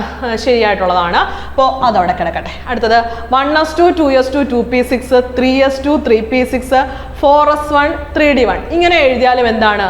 ശരിയാണ്. ഓക്കെ, ഇലക്ട്രോൺസിൻ്റെ എണ്ണം നിറച്ച് വെച്ചിരിക്കുകയാണ്. ഇതും എന്താണ്? ശരിയായ രൂപമാണ്. ഇനി അടുത്ത് നോക്കാം. 1s2 2s2 2p5 3s2. 2p എന്ന് പറയപ്പെടുന്നത് നിറഞ്ഞിട്ട് മാത്രമേ നമ്മൾ 3sലേക്ക് പോകാവുള്ളൂ. റൂളാണ്. 3p എന്ത് ചെയ്യണം? 2pയിലുള്ള 6 എന്ത് ചെയ്യണം? 2pയിലെ 6 നിറഞ്ഞ ശേഷം മാത്രമേ 3sലേക്ക് പോകാവുള്ളൂ. റൂളാണ്. p നിറഞ്ഞ ശേഷം എന്ത് ചെയ്യാൻ പറ്റത്തുള്ളൂ? അടുത്തയിലേക്ക് പോകാൻ പാടുള്ളൂ. അപ്പോൾ റൂള് പ്രത്യേകം നമ്മൾ എന്ത് ചെയ്യണം? ഓർത്ത് വെച്ചേക്കണം. ഇത് നമ്മുടെ ഡി എന്ന് പറയപ്പെടുന്ന എന്താണ് ഗ്രൂപ്പിലുള്ളവർക്കെല്ലാം, ഡി എന്ന് പറയപ്പെടുന്ന ബ്ലോക്കിലുള്ളവർക്കെല്ലാം ഈ രീതിയിലാണ് എഴുതേണ്ടത് നമ്മൾ ഓൾറെഡി പഠിച്ചു വെച്ചിട്ടുണ്ട്. അപ്പോൾ അത് ശരിയാണ്. എന്നാൽ നമുക്ക് ഇങ്ങോട്ട് പറഞ്ഞാൽ ഇങ്ങോട്ട് പറഞ്ഞിട്ടുണ്ട് 2P6 കഴിഞ്ഞാലേ അടുത്ത ആളിലേക്ക് പോകാൻ പറ്റത്തുള്ളൂ. അല്ലാതെ 2Pയിൽ 5 ഇട്ടിട്ട് 3Sലേക്ക് പോകാൻ പാടില്ല. അങ്ങനെ റൂൾ കെമിസ്ട്രിയിലില്ല. അപ്പോൾ തീർച്ചയായിട്ടും ഇതും തെറ്റാണ്. അപ്പോൾ ഒന്നാമത്തെയും തെറ്റാണ്, നാലാമത്തെയും തെറ്റാണ്. 1ഉം 4ഉം തെറ്റ് വരുന്നത് ഏതാണ്? സി ആണ്. അപ്പോൾ സി ആണ് നമ്മുടെ ആൻസർ. വ്യക്തമായിട്ട് എഴുതുന്ന രീതി പഠിച്ചു വെച്ചിരിക്കണം. ഓക്കെ ആണ്. ഓർത്ത് വെച്ചേക്കുക, മറന്നു പോവല്ലേ. അപ്പോൾ ഈ ഒരു ക്രമം ഓർത്ത് വെച്ചേക്കുക. അപ്പോൾ പി എന്ന് പറയപ്പെടുന്നതിൽ 6 ആണ് കേട്ടോ. പിയിൽ 6 തെരഞ്ഞിട്ട് നമ്മൾ 3Sലേക്ക് പോകാവുള്ളൂ. അത് റൂളാണ്. പിയിൽ 6 തെരഞ്ഞിട്ട് തികഞ്ഞിട്ട് മാത്രമേ എങ്ങോട്ട് പോകാവുള്ളൂ? 3Sലേക്ക് പോകാൻ പാടുള്ളൂ. ഓക്കെ, റൂള് പോലെ തന്നെ നമ്മൾ മെയിൻറ്റെയിൻ ചെയ്യണം. ക്ലിയർ ആയില്ലേ? ഞാൻ അടുത്ത ക്വസ്റ്റ്യനിലേക്ക് പോവാം. അടുത്തത്, സാന്ദ്രീകരിച്ച ലോഹ അയിരിനെ വായുവിന്റെ സുലഭമായ സാന്നിധ്യത്തിൽ അതിന്റെ ദ്രവണാംഗത്തെക്കാൾ കുറഞ്ഞ താപനിലയിൽ ചൂടാക്കുന്ന പ്രക്രിയ ഏതാണ്? അപ്പോൾ ഇവിടെ തന്നേക്കുന്നത് ലീച്ചിങ്, കാൽസിനേഷൻ, റോസ്റ്റിംഗ്, പ്ലവന പ്രക്രിയ. ഓക്കെ, നമ്മളിവിടെ ചോദിച്ചേക്കുന്നത് ലോഹത്തിന്റെ അയിരിനെ കിട്ടിയിരിക്കുകയാണ്. അപ്പോൾ സാന്ദ്രീകരിച്ച ലോഹത്തിന്റെ അയിരാണ്. അപ്പോൾ ഇവിടെ സാന്ദ്രണ പ്രക്രിയ വല്ലതും ഉണ്ടെന്നുണ്ടെങ്കിൽ നമുക്ക് അങ്ങ് കളയാം. അപ്പോൾ സാന്ദ്രീകരിച്ച ലോഹത്തെ കിട്ടിയെന്ന് വെച്ചാൽ സാന്ദ്രീകരണം എന്ന പ്രോസസ്സ് കഴിഞ്ഞ ശേഷമുള്ള പ്രോസസ്സുകളാണ് ഇവിടെ നമുക്ക് വേണ്ടത്. അപ്പോൾ സാന്ദ്രീകരണ പ്രോസസ്സുകളെല്ലാം കഴിഞ്ഞിട്ടുള്ളവയാണ് നമ്മുടെ കയ്യിൽ ലഭിച്ചിരിക്കുന്നത്. അപ്പോൾ സാന്ദ്രീകരണ പ്രോസസ്സ് ഏതെങ്കിലും കിടപ്പുണ്ടോ? ഉണ്ട്. ലീച്ചിങ് ഒരു സാന്ദ്രീകരണ പ്രക്രിയയാണ്, പ്ലവന പ്രക്രിയയും ഒരു സാന്ദ്രീകരണ പ്രക്രിയയാണ്. അപ്പോൾ അത് രണ്ടും ആൻസർ ആയിട്ട് വരികയില്ല. പിന്നുള്ളവയാണ് നോക്കേണ്ടത് അല്ലേ. സാന്ദ്രീകരിച്ച ലോഹ അയിരിനെ വായുവിന്റെ സുലഭമായ സാന്നിധ്യത്തിൽ അതിന്റെ ദ്രവണാംഗത്തെക്കാൾ കുറഞ്ഞ താപനിലയിൽ ചൂടാക്കുക. നമുക്ക് റോസ്റ്റിങ്ങും കാൽസിനേഷനും അറിയാം. ഇവ തമ്മിലുള്ള വ്യത്യാസം എന്താണ്? രണ്ടു പേർക്കും സെയിം ആയിട്ട് വരുന്ന എന്താണ് ഡെഫിനിഷനാണ്. ചെറിയൊരു വ്യത്യാസമുണ്ട്. ഒരാൾ വായുവിന്റെ സാന്നിധ്യവും ഒരാൾ വായുവിന്റെ അസാന്നിധ്യവുമാണ്. ആരാണ് വായുവിന്റെ അസാന്നിധ്യം? വായുവിന്റെ അസാന്നിധ്യം വരുന്ന ആർക്കാണ്? അസാന്നിധ്യം വരുന്ന ആർക്കാണ്? കാൽസിനേഷന്. വായുവിന്റെ സാന്നിധ്യത്തിൽ ചെയ്യുന്ന ആരെയാണ്? റോസ്റ്റിംഗ് ആണ്. ഈ രണ്ട് കാര്യങ്ങളിലൂടെ പഠിച്ചാൽ മതി. ഡെഫിനേഷനില്ല ഒരുപോലെ. അതാ കിടക്കുന്ന ഈ ഡെഫിനേഷൻ തന്നെയാണ് ആർക്കും ഉള്ളത്? കാൽസിനേഷൻ ഉള്ളത്. എങ്ങനെ വരും കാൽസിനേഷനത്? സാന്ദ്രീകരിച്ച ലോഹ അയിരിനെ വായുവിന്റെ അസാന്നിധ്യത്തിൽ അതിന്റെ ദ്രവണാംഗത്തെക്കാൾ കുറഞ്ഞ ചുവനിലയിൽ ചൂടാക്കുന്ന പ്രക്രിയയാണ് കാൽസിനേഷൻ. അസാന്നിധ്യം വന്നാൽ കാൽസിനേഷൻ. അടുത്ത വിഷയം, സാന്ദ്രീകരിച്ച ലോഹ അയിരിനെ വായുവിന്റെ സുലഭമായ സാന്നിധ്യത്തിൽ അതിന്റെ ദ്രവണാംഗത്തെക്കാൾ കുറഞ്ഞ താപനിലയിൽ ചൂടാക്കുന്ന പ്രക്രിയ അപ്പോൾ എന്തായിരിക്കും? റോസ്റ്റിംഗ് ആയിരിക്കും. തമ്മിലുള്ള വ്യത്യാസം മനസ്സിലായില്ലേ? സെയിം ഡെഫിനിഷൻ തന്നെയാണ്. അസാന്നിധ്യം വന്നാൽ കാൽസിനേഷനും സാന്നിധ്യം വായുവിന്റെ സാന്നിധ്യം വന്നാൽ റോസ്റ്റിംഗുമാണ്. നന്നായിട്ട് മനസ്സിലാക്കി വെച്ചുള്ള മാർക്ക് കൊണ്ട് കളയരുത്. ക്ലിയർ ആയി എന്ന് കരുതുന്നു. അടുത്ത ക്വസ്റ്റ്യനിലേക്ക് വരാം. ഓർഗാനസൺ എന്നത് എന്താണ്? ഓർഗാനസൺ കേട്ട് പരിചയമുള്ള വേർഡാണ് അല്ലേ. ഓർഗാനസൺ എന്താണ്? ഹോർമോൺ ആണോ? ആന്റി മൈക്രോബിയൽ മരുന്നാണോ? കൃത്രിമ മൂലകമാണോ? അന്തരീക്ഷ പാളിയിൽ കാണപ്പെടുന്ന വാതകമാണോ? ഇവിടെ തന്നിരിക്കുന്നതിൽ ഓർഗാനസൺ എന്ന് പറഞ്ഞാൽ പീരിയോഡിക് ടേബിളിലെ ഏറ്റവും അവസാനത്തെ മൂലകമാണ്. OG എന്നാണ് സിമ്പൽ. 118ാമത്തെ മൂലകമാണ്. പീരിയോഡിക് ടേബിളിൽ 92-ന് ശേഷമുള്ള എല്ലാ മൂലകങ്ങളും എന്താണ്? കൃത്രിമ മൂലകങ്ങളാണ്. എന്താണ്? കൃത്രിമ മൂലകങ്ങളാണ്. അപ്പോൾ 92 മുതൽ 118 വരെയുള്ള എല്ലാ മൂലകങ്ങളും കൃത്രിമമായ മൂലകങ്ങളാണ് എന്ന് മനസ്സിലാക്കാം. അപ്പോൾ പീരിയോഡിക് ടേബിളിൽ ഏറ്റവും അവസാനമായി കാണപ്പെടുന്ന ഒരു കൃത്രിമ മൂലകമാണിത്, ഓർഗാനസൺ. ഏറ്റവും അവസാനമായി വന്ന മൂലകമാണ്. യൂറി ഓർഗാനസൺ എന്ന് പറയപ്പെടുന്ന ശാസ്ത്രജ്ഞനാണ് എന്ത് കണ്ടെത്തിയത്? ഓർഗാനസൺ എന്ന മൂലകത്തെ കണ്ടെത്തിയത്. ക്ലിയർ ആയി എന്ന് കരുതുന്നു. അടുത്ത ചോദ്യം, മിന്നൽ ദ്രവ്യത്തിന്റെ ഏതവസ്ഥയിലാണ് കാണപ്പെടുന്നത്? ഓക്കെയാണ്. നമ്മൾ പഠിച്ചിട്ടുണ്ട് എന്താണ് സൂര്യനിലും നക്ഷത്രങ്ങളിലും ഒക്കെ കാണപ്പെടുന്ന ദ്രവ്യത്തിന്റെ അവസ്ഥ ഏതാണ്? മിന്നല്, തീയ് എന്നിവയിൽ കാണപ്പെടുന്ന ദ്രവ്യത്തിന്റെ അവസ്ഥ ഏതാണ്? പ്ലാസ്മ അവസ്ഥയാണ്. ഓർത്ത് വെച്ചേക്കുക. മിന്നൽ ദ്രവ്യത്തിന്റെ ഏത് അവസ്ഥയാണെന്ന് ചോദിച്ചാൽ പ്ലാസ്മ അവസ്ഥയാണ്. പക്കയായിരിക്കണം, പഠിച്ചു വെച്ചിരിക്കണം, മാർക്ക് കൊണ്ട് കളയരുത്. ഇനി അടുത്തത്, തുല്യ എണ്ണം ക്വാർക്കുകളും ആന്റി ക്വാർക്കുകളും ചേർന്ന നിർമ്മിതമായ ഹൈഡ്രോണിക് സബ് അറ്റോമിക് കണിക. ഓക്കെ, ഹൈഡ്രോണിക് സബ് അറ്റോമിക് കണിക ഏതാണെന്നാണ് ചോദ്യം. അപ്പോൾ റീസെൻ്റ് ആയിട്ട് ചോദിച്ച ചോദ്യങ്ങളിലൊന്നാണ്, ബൈ ഹാർട്ട് ചെയ്ത് വെച്ചോണം. തുല്യ എണ്ണം ക്വാർക്കുകൾ എന്ന് വെച്ച് കഴിഞ്ഞാൽ നമുക്കറിയാം പ്രോട്ടോണിനെയൊക്കെ നമുക്ക് ചെറിയ ചെറിയ കണികകളാക്കി ചെറുതാക്കി വീണ്ടും അതിനെ മുറിച്ച് ചെറുതാക്കാൻ പറ്റും. പ്രോട്ടോണിനെ നമുക്ക് വിഭജിക്കാൻ സാധിക്കും. അതിനെ വിഭജിച്ച് കിട്ടുന്നവയെ നമ്മൾ ക്വാർക്കുകൾ എന്നാണ് പറയുന്നത്. പ്രോട്ടോണിനെയും ന്യൂട്രോണിനെയും വിഭജിക്കാം, ഇലക്ട്രോണിനെ വിഭജിക്കാൻ സാധ്യമല്ല. പ്രോട്ടോണിനെ വിഭജിച്ച് 3 ക്വാർക്കുകളാക്കി മാറ്റാൻ സാധിക്കും. ന്യൂട്രോണിനെ വിഭജിച്ച് 3 ക്വാർക്കുകളാക്കി മാറ്റാൻ സാധിക്കും. അപ്പോൾ ചെറു കണികകളെ വിഭജിച്ച് കഴിയുമ്പോൾ കിട്ടുന്നവയെ വിളിക്കുന്ന പേര് ക്വാർക്കുകൾ എന്നാണ്. അപ്പോൾ തുല്യ എണ്ണം ക്വാർക്കുകളും ആന്റി ക്വാർക്കുകളും ചേർന്ന് നിർമ്മിതമായ ഹൈഡ്രോണിക് സബ് അറ്റോമിക് കണിക ഏതാന്ന് ചോദിച്ചാൽ മീസോൺ ആണ്, അല്ലെങ്കിൽ മെസോൺ ആണ്. ഓർത്ത് വെച്ചേക്കണം, മീസോൺ അല്ലെങ്കിൽ മെസോൺ ആണ്. അപ്പോൾ തുല്യ എണ്ണം ക്വാർക്കുകളും ആന്റി ക്വാർക്കുകളും ചേർന്ന് നിർമ്മിതമായ ഹൈഡ്രോണിക് സബ് അറ്റോമിക് കണിക ഏതെന്ന് ചോദിച്ചു കഴിഞ്ഞാൽ ഏതാണ്? മീസോൺ ആണ് അല്ലെങ്കിൽ മെസോൺ ആണ്. ഒരു തവണ ചോദിച്ചു, വീണ്ടും ചോദിക്കും PSC. അതുകൊണ്ട് ബൈ ഹാർട്ട് ആക്കി വെച്ചിരിക്കുക, മാർക്ക് കൊണ്ട് കളയരുത്, ഓർത്ത് വെച്ചു. പോകുന്നു അടുത്ത ക്വസ്റ്റ്യനിലേക്ക്. അടുത്തത്, ഏത് കണികകളെ കുറിച്ചുള്ള പഠനത്തിനാണ് 2023 രസാന്ദ്ര ശാഖയിൽ നൊബേൽ പ്രൈസ് ലഭിച്ചത്? 2023 ഇവിടെ കൊടുത്തിരിക്കുന്നത് ക്വാണ്ടം ഡോട്ടുകൾ എന്നുള്ളതാണ്. അപ്പോൾ താഴെ നിങ്ങൾ കമൻ്റായിട്ട് 2023 2024 എന്ത് ചെയ്യുക, 2024 മുതൽ റീസെൻ്റ് ആയിട്ടുള്ളത് 2025 വരെ ഉള്ളവയൊക്കെ എന്ത് ചെയ്യുക, രസാന്ദ്ര നൊബേൽ എല്ലാം തന്നെ താഴെ കമൻ്റായിട്ട് രേഖപ്പെടുത്തേണ്ടതാണ് കേട്ടോ. ഇടുമെന്ന് പ്രതീക്ഷിക്കുന്നു. ഇനി അടുത്താണ് IUPAC സ്ഥാപിതമായ വർഷം. നമുക്കറിയാം, മൂലകങ്ങൾക്ക് പേര് നൽകുന്ന അന്താരാഷ്ട്ര സംഘടനയാണ് ഇത് IUPAC. ഫുൾ ഫോം എങ്ങനെയാ? ഇന്റർനാഷണൽ. അന്താരാഷ്ട്ര സംഘടനയാകുമ്പോൾ ഇന്റർനാഷണൽ ആണ്. യു എന്തായിരിക്കും? യൂണിയൻ. ഇന്റർനാഷണൽ യൂണിയൻ കഴിഞ്ഞ പ്രിപ്പോസിഷൻ ഓഫ്, ഫോർ ചേർക്കൽ ഓഫ്. ഇന്റർനാഷണൽ യൂണിയൻ ഓഫ്, പിന്നെ പ്യുവർ ആൻഡ് കഴിഞ്ഞിട്ടാണ് അപ്ലൈഡ് കെമിസ്ട്രി പറയേണ്ടത് കേട്ടോ. അപ്പോൾ ഒന്ന് പറഞ്ഞേ, international union of pure and applied chemistry. ഒന്ന് പറഞ്ഞേ, international union of pure and applied chemistry സ്ഥാപിതമായ വർഷം എന്നാണ്? 1919 നമ്മുടെ ഇന്ത്യയിൽ റൗലറ്റ് ആക്ട് വരുമ്പം ലോകത്ത് IUPAC സ്ഥാപിതമായെന്ന് അങ്ങ് ആലോചിച്ചോളുക. അപ്പോൾ IUPAC സ്ഥാപിതമായ വർഷം ഏതെന്ന് ചോദിച്ചു കഴിഞ്ഞാൽ 1990 മൂലകങ്ങൾക്കും സംയുക്തങ്ങൾക്കും ഒക്കെ പേര് നൽകുന്ന അന്താരാഷ്ട്ര സംഘടനയാണ് ഇത് IUPAC സ്ഥാപിച്ചത്. എന്താണെന്ന് ചോദിച്ചാൽ 1919. എൻ്റെ ആസ്ഥാനം എവിടെയാണ്? സൂറിച്ച്. സൂറിച്ച് എവിടെയാണ്? സൂറിച്ച് സ്വിറ്റ്സർലൻഡിലാണ്. ഓർത്ത് വെച്ചേക്കണം കേട്ടോ. സൂറിച്ച് എവിടെയാണ്? സ്വിറ്റ്സർലൻഡിലാണ്.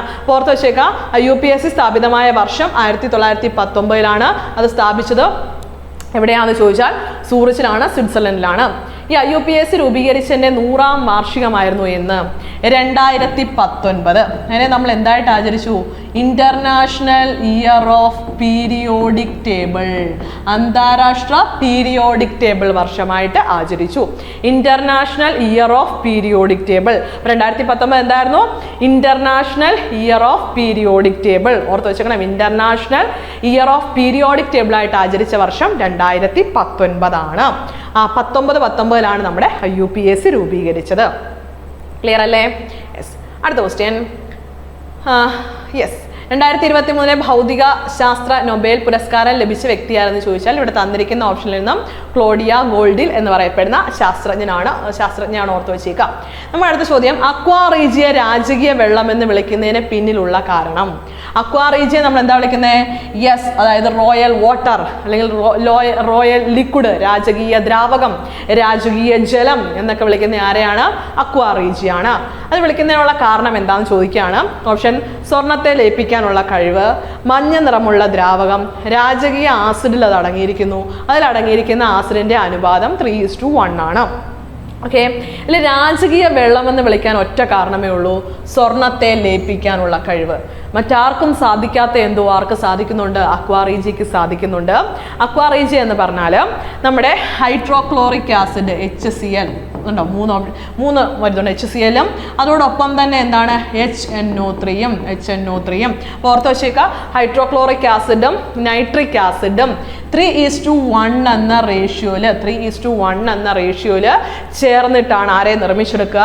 അക്വാ റീജിയൻ നിർമ്മിച്ചെടുക്കുക. ആ ഒരു കാരണത്താൽ ഒരു കാരണവശാലും നമുക്ക് രാജകീയ ദ്രാവകം എന്ന് വിളിക്കാൻ സാധ്യമല്ല. പക്ഷേ രാജകീയ ആസിഡുകൾ അടങ്ങിയിരിക്കുന്നു. രാജകീയ ആസിഡുകൾ എന്ന് വിളിക്കാൻ സാധ്യമല്ല ആരെ? ഹൈഡ്രോക്ലോറിക് ആസിഡിനെയും നൈട്രിക് ആസിഡിനെയും. ആ കാരണത്താലും നമുക്ക് അക്വാ റീജിയ വെള്ളം എന്ന് വിളിക്കാൻ സാധ്യമല്ല. മഞ്ഞ നിറമല്ല, ഒരു എന്താണ്, ഒരു ഓറഞ്ച് പോലെയുള്ള കളറാണ് അല്ലേ? മഞ്ഞയും ഓറഞ്ചും കലർന്ന നിറമാണ് ആർക്കുള്ളത്? അക്വാ റീജിയക്കുള്ളത്. നമുക്ക് അതിൽ അടങ്ങിയിരിക്കുന്ന ആസിഡിന്റെ അനുപാതം 3:1 എന്നുള്ള റേഷ്യോ ശരിയാണ്. റേഷ്യോ ശരിയായാലും നമുക്ക് അതിനെ രാജകീയ വെള്ളം എന്ന് വിളിക്കാൻ സാധ്യമല്ല. വിളിക്കാനുള്ള ഒറ്റ കാരണമേ ഉള്ളൂ, എല്ലാവരിൽ നിന്നും വ്യത്യസ്തമാവാൻ കാരണം എന്താ? സ്വർണത്തെ ലയിപ്പിക്കാനുള്ള കഴിവാണ്. സ്വർണത്തെ ലയിപ്പിക്കുന്നതുകൊണ്ടാണ് അതിനെ രാജകീയ ജലം എന്ന് വിളിക്കുന്നത്. രാജകീയമായ കാര്യമാണത്. ഓർത്ത് വെച്ചുക, സ്വർണത്തെ ലയിപ്പിക്കാനുള്ള കഴിവാണ് ഇത്. ഏറ്റവും ആപ്റ്റായ ആൻസർ ഏതാണെന്ന് ചോദിച്ചാൽ സ്വർണത്തെ ലയിപ്പിക്കാനുള്ള കഴിവാണ് ഇത്. അക്വാ റീജിയ നമ്മൾ രാജകീയ ജലം എന്ന് വിളിക്കാൻ കാരണം. ക്ലിയർ ആയില്ലേ? യെസ്, ക്ലിയർ ആയി എന്ന് കരുതുന്നു. അടുത്ത ചോദ്യം, താഴെ തന്നിരിക്കുന്ന മൂലകങ്ങളിൽ അലോഹങ്ങളെ തിരിച്ചറിയുക. നമുക്ക് ലോഹങ്ങൾ അലോഹങ്ങൾ എന്ന് 2-3 വട്ടം സിലബസിനകത്ത് കൊടുത്തിട്ടുണ്ട്. അപ്പോൾ ലോഹങ്ങളെയും അലോഹങ്ങളെയും തിരിച്ചറിയണം. നമുക്കറിയാം സോഡിയം ഒന്നാമത്തെ ഗ്രൂപ്പിൽ കാണപ്പെടുന്ന ആൽക്കലി ലോഹമാണ് സോഡിയം. മഗ്നീഷ്യം രണ്ടാമത്തെ ഗ്രൂപ്പിൽ കാണപ്പെടുന്ന ആൽക്കലൈൻ എർത്ത് ലോഹമാണ് ഇത് മഗ്നീഷ്യം. രണ്ടുപേരും ലോഹങ്ങളാണ്, അപ്പോൾ ആൻസർ വരില്ല. ഇനി അടുത്തവരെയൊക്കെ നോക്കാം.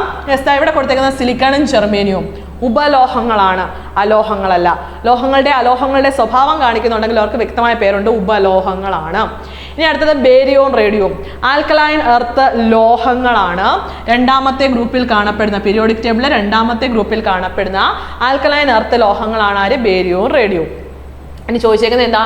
അലോഹങ്ങളെ തിരിച്ചറിയുക. കാർബൺ ഒരു അലോഹമാണ്, നൈട്രജൻ ഒരു അലോഹമാണ്. ആൻസർ ഏതാണ്? കാർബണും നൈട്രജനുമാണ്. അപ്പോൾ കാർബണും നൈട്രജനും എന്താണ്? അലോഹങ്ങൾക്കൊപ്പം വരുന്നതാണ്. അപ്പോൾ പീരിയോഡിക് ടേബിൾ പഠിക്കുമ്പം വ്യക്തമായിട്ട് ഏതൊക്കെയാണ് ലോഹങ്ങളെന്നും ഏതൊക്കെയാണ് അലോഹങ്ങളെന്നും ഉപലോഹങ്ങൾ ഏതൊക്കെയാണെന്നും എല്ലാം വ്യക്തമായ ധാരണയോട് കൂടിയേ മുന്നോട്ട് പോകാമുള്ളൂ. ഇനി അടുത്തത് തൈരിൽ അടങ്ങിയിരിക്കുന്ന ആസിഡ് ഏത്? ഓക്കെ, തൈരിൽ അടങ്ങിയിരിക്കുന്ന ആസിഡ് എന്നാണ് ചോദ്യം. അപ്പോൾ നമുക്ക് നോക്കാം. തൈരിൽ അടങ്ങിയിരിക്കുന്ന ആസിഡ് എല്ലാവർക്കും അറിയാം ഏതാണ്? Lactic acid. പാല്, തൈര്, മോര് എന്നിവയിലൊക്കെ അടങ്ങിയിരിക്കുന്ന ആസിഡ് ചോദിച്ചാൽ ഏതാണ്? ലാക്റ്റിക് ആസിഡ് ആണ്. നമ്മുടെ മനുഷ്യന്റെ മജ്ജയിൽ കാണപ്പെടുന്ന ആസിഡും ഒക്കെ ഏതാണ്? ലാക്റ്റിക് ആസിഡ് ആണ്. ഇനി മാലിക് ആസിഡ് എവിടെയാണ് കാണപ്പെടുന്നത്? A four apple. അതെ, ആപ്പിളിൽ കാണപ്പെടുന്ന ആസിഡാണ് ഇത് മാലിക് ആസിഡ്. സിട്രിക് ആസിഡ് എവിടെയാ? നാരങ്ങയിലുണ്ട്, പിന്നെ എന്തിലുണ്ട്? ഓറഞ്ചിലുണ്ട്. നാരങ്ങയിലും ഓറഞ്ചിലും കാണപ്പെടുന്ന ആസിഡാണ് ഇത് സിട്രിക് ആസിഡ്. ടാനിക് ആസിഡ് എവിടെയാണ് കാണപ്പെടുന്നത്? തേയിലയിൽ കാണപ്പെടുന്ന ആസിഡാണ് ടാനിക് ആസിഡ്. പിന്നെ മഹാഗണി, ഓക്ക് പോലുള്ള വൃക്ഷങ്ങളുടെ തൊലിയിൽ കാണപ്പെടുന്ന ആസിഡും ടാനിക് ആസിഡാണ്. മഹാഗണി, ഓക്ക് പോലുള്ള വൃക്ഷങ്ങളുടെ തൊലിയിൽ കാണപ്പെടുന്ന ആസിഡ് ടാനിക് ആസിഡാണ്. തേയിലയിൽ കാണപ്പെടുന്ന ആസിഡും ഏതാണ്? ടാനിക് ആസിഡാണ്. ക്ലിയർ അല്ലേ? യെസ്. അടുത്ത ക്വസ്റ്റ്യൻ. അടുത്ത ചോദ്യം ഇതാണ്: മാർബിളിൽ അടങ്ങിയിരിക്കുന്ന ലോഹം ഏത്? Marble. Okay, magnesium, calcium, sodium, iron എല്ലാവരും ഉണ്ട്. മാർബിൾ എന്ന് പറഞ്ഞാൽ എന്താണ്? മാർബിൾ എന്ന് വെച്ചാൽ കാൽഷ്യം കാർബണേറ്റ് ആണ്, CaCO3 ആണ്. നമ്മൾ പഠിച്ചിട്ടുണ്ട് മാർബിള്, ചോക്ക്, മുട്ടത്തോട്, കക്കയുടെ ഷെല്ല്, പവിഴപ്പുറ്റ്. അപ്പം ഇതൊക്കെയാ മാർബിള്, ചോക്ക്, കക്ക, മുട്ടത്തോട്, പിന്നെന്താണ് പവിഴപ്പുറ്റ്. ഇവയൊക്കെ എന്താണ്? കാൽഷ്യം കാർബണേറ്റ് ആണ്. ചുണ്ണാമ്പ് കല്ല് എല്ലാം എന്താണ്? കാൽഷ്യം കാർബണേറ്റ് ആണ്. CaCO3 ആണ്, കാക്കോ3 ആണ്. അപ്പം മാർബിളിൽ ഏതായിരിക്കും ലോഹം? യെസ്, ലോഹമായിട്ട് ആരേ ഉള്ളൂ? കാൽഷ്യം. അപ്പം ആൻസർ ഇതാണ്, കാൽഷ്യം ആണ്. ഇനി അടുത്തത് ചില ശുദ്ധപദാർത്ഥങ്ങൾ ചൂടെ നൽകിയിരിക്കുന്നു. കാർബൺ ഡൈ ഓക്സൈഡ്, നൈട്രജൻ, ജലം, പഞ്ചസാര. ഇതിൽ കൂട്ടത്തിൽ പെടാത്തത് ഏതാണ്? അപ്പോൾ നൽകിയിരിക്കുന്നവയിൽ നമ്മൾ കണ്ടുപിടിക്കേണ്ടത് ശുദ്ധപദാർത്ഥങ്ങളാണ് അല്ലേ? ശുദ്ധപദാർത്ഥങ്ങളാണ് നൽകിയിരിക്കുന്നത്. ശുദ്ധപദാർത്ഥങ്ങൾ എന്ന് പറഞ്ഞാൽ എന്താണ്? ഒരേ ഇനം തന്മാത്രകൾ അടങ്ങിയിരിക്കുന്ന പദാർത്ഥങ്ങളെയാണ് നമ്മൾ എന്ത് പറയുക? ഒരേ ഇനം തന്മാത്രകൾ അടങ്ങിയിരിക്കുന്നവയാണ് നമ്മൾ എന്ത് വിളിക്കാറുള്ളത്? ശുദ്ധപദാർത്ഥങ്ങൾ എന്ന് വിളിക്കാറുള്ളത്. നമുക്ക് നോക്കാം ഇതിൽ ശുദ്ധപദാർത്ഥം ഏതൊക്കെയാണെന്ന് നോക്കാം. കാർബൺ ഡൈ ഓക്സൈഡ് എന്ന് പറഞ്ഞു കഴിഞ്ഞാൽ ഒരു ശുദ്ധ പദാർത്ഥമാണ്. നമുക്കറിയാം കാർബൺ ഡൈ ഓക്സൈഡിനുള്ളിൽ കാർബണും അതോടൊപ്പം തന്നെ ഹൈഡ്രജനും ചേർന്നുണ്ടായിരിക്കുന്ന ഒരു ശുദ്ധ പദാർത്ഥമാണ്. കാർബണും ഓക്സിജനും ചേർന്നുണ്ടായിരിക്കുന്ന ശുദ്ധപദാർത്ഥമാണ് ഏത്? നമ്മുടെ കാർബൺ ഡൈ ഓക്സൈഡ്. കാർബൺ ഡൈ ഓക്സൈഡിന്റെ ഉള്ളിൽ കാർബണിന്റെ ആറ്റങ്ങളും പിന്നെ ആരുടെ ആറ്റങ്ങളും ഉണ്ട്? ഓക്സിജന്റെ ആറ്റങ്ങളും ചേർന്നുണ്ടായ തന്മാത്രയാണ് കാർബൺ ഡൈ ഓക്സൈഡ്. ഇനി ജലം എന്ന് പറയപ്പെടുന്ന ശുദ്ധപദാർത്ഥത്തിന്റെ ഉള്ളിൽ ആരൊക്കെയുണ്ട്? ഹൈഡ്രജന്റെ ആറ്റങ്ങളും ഓക്സിജന്റെ ആറ്റങ്ങളും ചേർന്നുണ്ടായ ഒരു ശുദ്ധപദാർത്ഥമാണ് ഏത്? ജലം.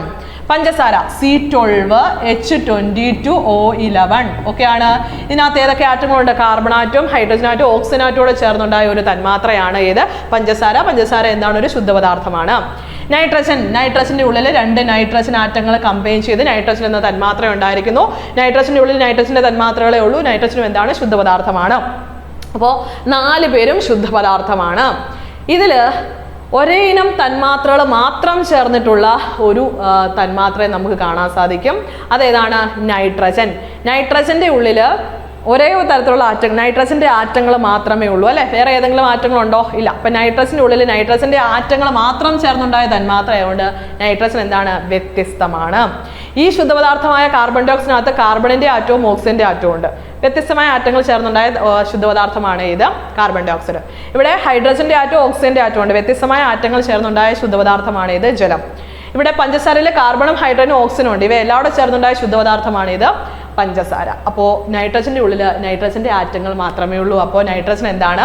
ഇവരിൽ നിന്നെല്ലാം വ്യത്യസ്തമായിട്ട് നിൽക്കുന്നു. ഓക്കെ. അപ്പോൾ ആറ്റങ്ങളുടെ ഒരു എന്താണ് വ്യത്യസ്തമായ ആറ്റങ്ങൾ വെച്ചിട്ടാണ് നമ്മളുടെ എന്താണ് കൂട്ടത്തിൽപ്പെടാത്തത് കണ്ടെത്തിയിരിക്കുന്നത്. ക്ലിയർ ആയി എന്ന് കരുതുന്നു. ഓക്കെ, അടുത്തേക്ക് വരാം. തന്നിരിക്കുന്ന മൂലകങ്ങളിൽ ഒന്നിൻ്റെ നാമകരണം നിറത്തിൻ്റെ അടിസ്ഥാനത്തിലാണ്. ഏതാണ് ആ മൂലകം? ഓക്കെ, നിറത്തിൻ്റെ അടിസ്ഥാനത്തിൽ ഏതാണ് ആ മൂലകം എന്നാ ചോദ്യം. അപ്പോൾ plutonium, polonium, neptunium, chromium. Okay, അപ്പോൾ പ്ലൂട്ടോണിയം നമുക്കറിയാം, പ്ലൂട്ടോ എന്ന് പറയപ്പെടുന്ന ഒരു ചിഹ്നഗ്രഹത്തിൻ്റെ പേരിൽ നിന്നാണ് ഇതിന് പേര് ലഭിച്ചിരിക്കുന്നത് അല്ലേ, പ്ലൂട്ടോ. ഓക്കെ, പ്ലൂട്ടോ എന്ന് പറയപ്പെടുന്ന ഒരു ചിഹ്നഗ്രഹം, നേരത്തെ അത് ഗ്രഹമായിരുന്നു, ഇപ്പോൾ ഗ്രഹമല്ല. അപ്പോൾ പ്ലൂട്ടോ എന്ന് പറയപ്പെടുന്ന ഒരു ഡ്വാർഫ് പ്ലാനറ്റിൻ്റെ പേരിലാണ് പ്ലൂട്ടോണിയത്തിന് പേര് ലഭിച്ചിരിക്കുന്നത്. അടുത്ത നെപ്റ്റ്യൂണിയം എന്തായിരിക്കും? നെപ്റ്റ്യൂൺ എന്ന് പറയപ്പെടുന്ന ഒരു ഗ്രഹത്തിൻ്റെ പേരിൽ നിന്നാണ് ആർക്ക് പേര് ലഭിച്ചത്? നെപ്റ്റ്യൂണിയം എന്ന മൂലകത്തിന് പേര് ലഭിച്ചിരിക്കുന്നത്. പൊളോണിയം നമുക്കറിയാം, പോളണ്ട് എന്ന് പറയപ്പെടുന്ന നഗരത്തിൻ്റെ പേരിൽ നിന്ന് അല്ലെങ്കിൽ രാജ്യത്തിൻ്റെ പേരിൽ നിന്ന് പേര് ലഭിച്ച മൂലകമാണ് പൊളോണിയം. മാഡം ക്യൂറിയുടെ നാടാണ്. അപ്പോൾ പോളോണിയം എന്ന് ലഭിച്ചത് പോളണ്ട് എന്ന രാജ്യത്തിൻ്റെ പേരിൽ നിന്നാണ്. പിന്നെ ക്രോമിയമാണ് കിടക്കുന്നത്. ക്രോം എന്ന് പറയപ്പെടുന്ന നിറത്തിൻ്റെ പേരിൽ നിന്ന് പേര് ലഭിച്ചതാണ് ആര്? ക്രോമിയം. ടെക്സ്റ്റ് ബുക്കിൽ വ്യക്തമായിട്ടുണ്ട്, പഠിച്ചു വെച്ചോണം. ക്രോം എന്ന് പറയപ്പെടുന്ന നിറത്തിൻ്റെ പേരിൽ നിന്ന് പേര് ലഭിച്ചതാണ് ഇത് ക്രോമിയം. അതുപോലെ തന്നെ ക്ലോറോ എന്ന നിറത്തിൻ്റെ പേരിൽ നിന്നാണ് ക്ലോറിന് പേര് ലഭിച്ചത്. പിന്നെ നമുക്ക് ഇൻഡിയം എന്ന് പറയപ്പെടുന്നത് മൂലകത്തിന് പേര് ലഭിച്ചത് ഇൻഡിഗോ എന്ന നിറത്തിൻ്റെ പേരിൽ നിന്നാണ്. അപ്പോൾ അത്ര ഓർത്ത് വെച്ചിരിക്കാം. ഇനി താഴെ തന്നിരിക്കുന്നതിൽ സിങ്കിൻ്റെ അയിര് ഏതെന്ന് കണ്ടുപിടിക്കാനാണ്. Haematite, bauxite, calamine, magnetite. Answer സിങ്കിൻ്റെ അയിരുകൾ ഏതൊക്കെയാണ്? കലാമിൻ ഉണ്ട് അല്ലേ, കലാമിൻ സിങ്കിൻ്റെ അയിരാണ്. പിന്നെ സിങ്ക് ബ്ലെൻഡ് അല്ലെങ്കിൽ സിങ്ക് ബ്ലെൻഡ് എന്ന പേരിൽ അറിയപ്പെടുന്നു. സെഫാലറൈറ്റ് എന്ന് പറയപ്പെടുന്നുണ്ട്. സിങ്ക് ബ്ലെൻഡ് എൻ്റെ വേറൊരു പേരാണ് സ്പാലറൈറ്റ് അല്ലെങ്കിൽ സെഫാലറൈറ്റ്. ഓർത്ത് വെച്ചിരിക്കുക, സ്പാലറൈറ്റ്.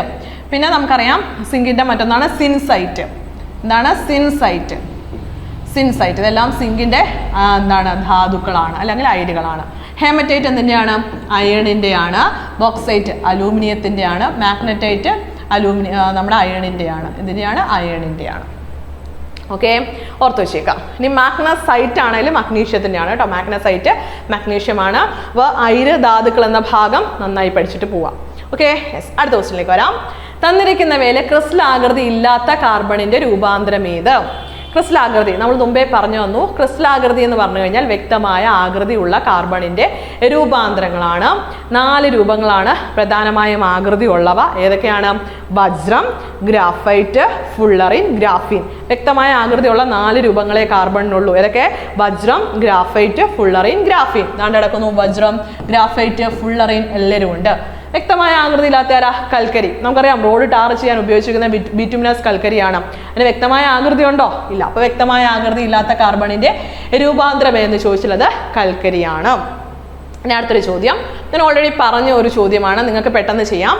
ലോഹധാതുവിനെ അയിരായി പരിഗണിക്കുന്നതിന്, ഭൂമിയിൽ നിന്ന് കുഴിച്ചെടുത്ത ലോഹധാതുവിനെ അയിരായിട്ട് പരിഗണിക്കുന്നതിന് അതിനുണ്ടായിരിക്കേണ്ട സവിശേഷതകളെ കുറിച്ച് കൊടുത്തിട്ടുള്ള പ്രസ്താവനകളിൽ ശരിയായവ ഏതൊക്കെയാണ്?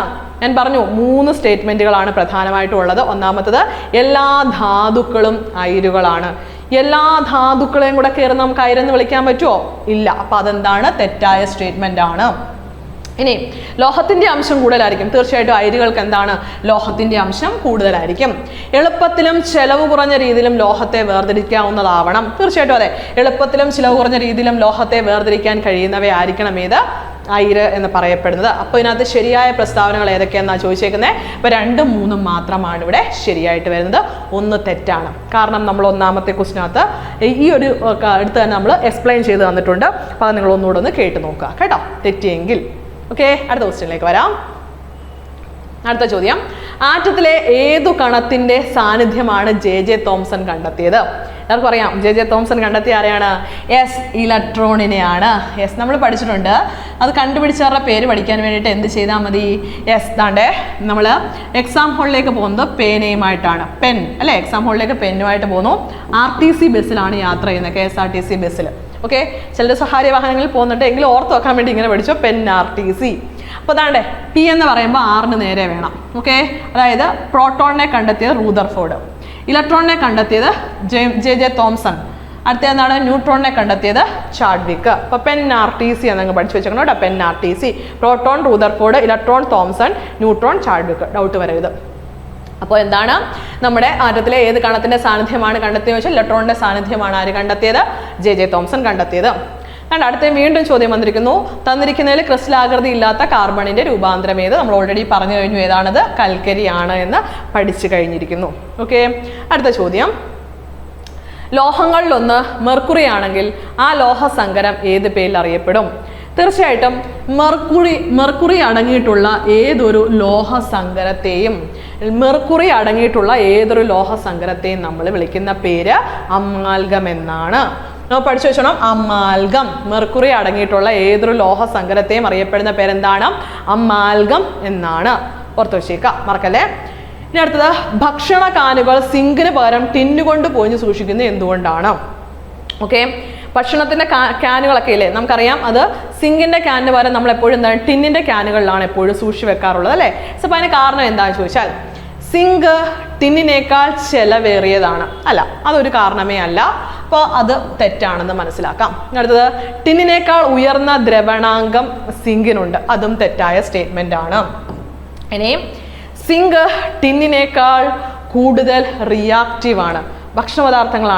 ഭക്ഷണപദാർത്ഥങ്ങൾ വെക്കുന്ന ക്യാൻ പ്രത്യേകിച്ച് റിയാക്ടിവിറ്റി ഉള്ളതാണെന്നുണ്ടെങ്കിൽ ആ റിയാക്ഷൻ്റെ ഭാഗമായിട്ട് ആ മെറ്റൽ ഭക്ഷണത്തിൽ കയറി പിടിക്കുകയും ഭക്ഷണം പോയ്സൺ ഉള്ളവയായിട്ട് മാറുകയും ചെയ്യും. അപ്പോൾ ഫുഡ് പോയ്സൺ ഉണ്ടാവാനുള്ള ചാൻസ് വളരെ കൂടുതലാണ്.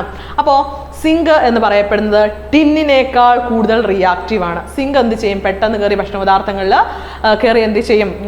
പ്രവർത്തിക്കും. അതുകൊണ്ട് നമ്മൾ ആരെ യൂസ് ചെയ്യുന്നു? ടിന്നിനെയാണ് യൂസ് ചെയ്യുന്നത്. അപ്പോൾ ഇതാണ് ശരിയായ സ്റ്റേറ്റ്മെന്റ്. പിന്നെ ടിൻ സിങ്കിനേക്കാൾ കൂടുതൽ റിയാക്റ്റീവ് ആണെന്ന് തെറ്റാണ്. സിങ്ക് എന്ന് പറയപ്പെടുന്നതാണ് എന്ത്? ടിന്നിനേക്കാൾ കൂടുതൽ റിയാക്റ്റീവ് ആയിട്ടുള്ളത്. അപ്പോൾ ഓർത്ത് വെച്ചേക്കുക, സിങ്കിനെ ഒഴിവാക്കാൻ കാരണം എന്താണെന്ന് ചോദിച്ചാൽ സിങ്ക് എന്ന് പറയപ്പെടുന്നത് ടിന്നിനേക്കാൾ കൂടുതൽ റിയാക്റ്റീവ് ആണ്. ടിന്നാണ് അപ്പം ബെറ്റർ ആയിട്ടുള്ളത്. ഓർത്ത് വെച്ചേക്കണം കേട്ടോ. അപ്പോൾ ടിൻ എന്ന് പറയപ്പെടുന്നതിന് റിയാക്ടിവിറ്റി വളരെ കുറവാണ്. പെട്ടെന്ന് ഭക്ഷണപദാർത്ഥങ്ങളുമായിട്ട് റിയാക്ട് ചെയ്യാത്തതുകൊണ്ട് നമ്മൾ ടിന്നിൻ്റെ പാത്രങ്ങളിൽ എന്ത് ചെയ്യാറുണ്ട്?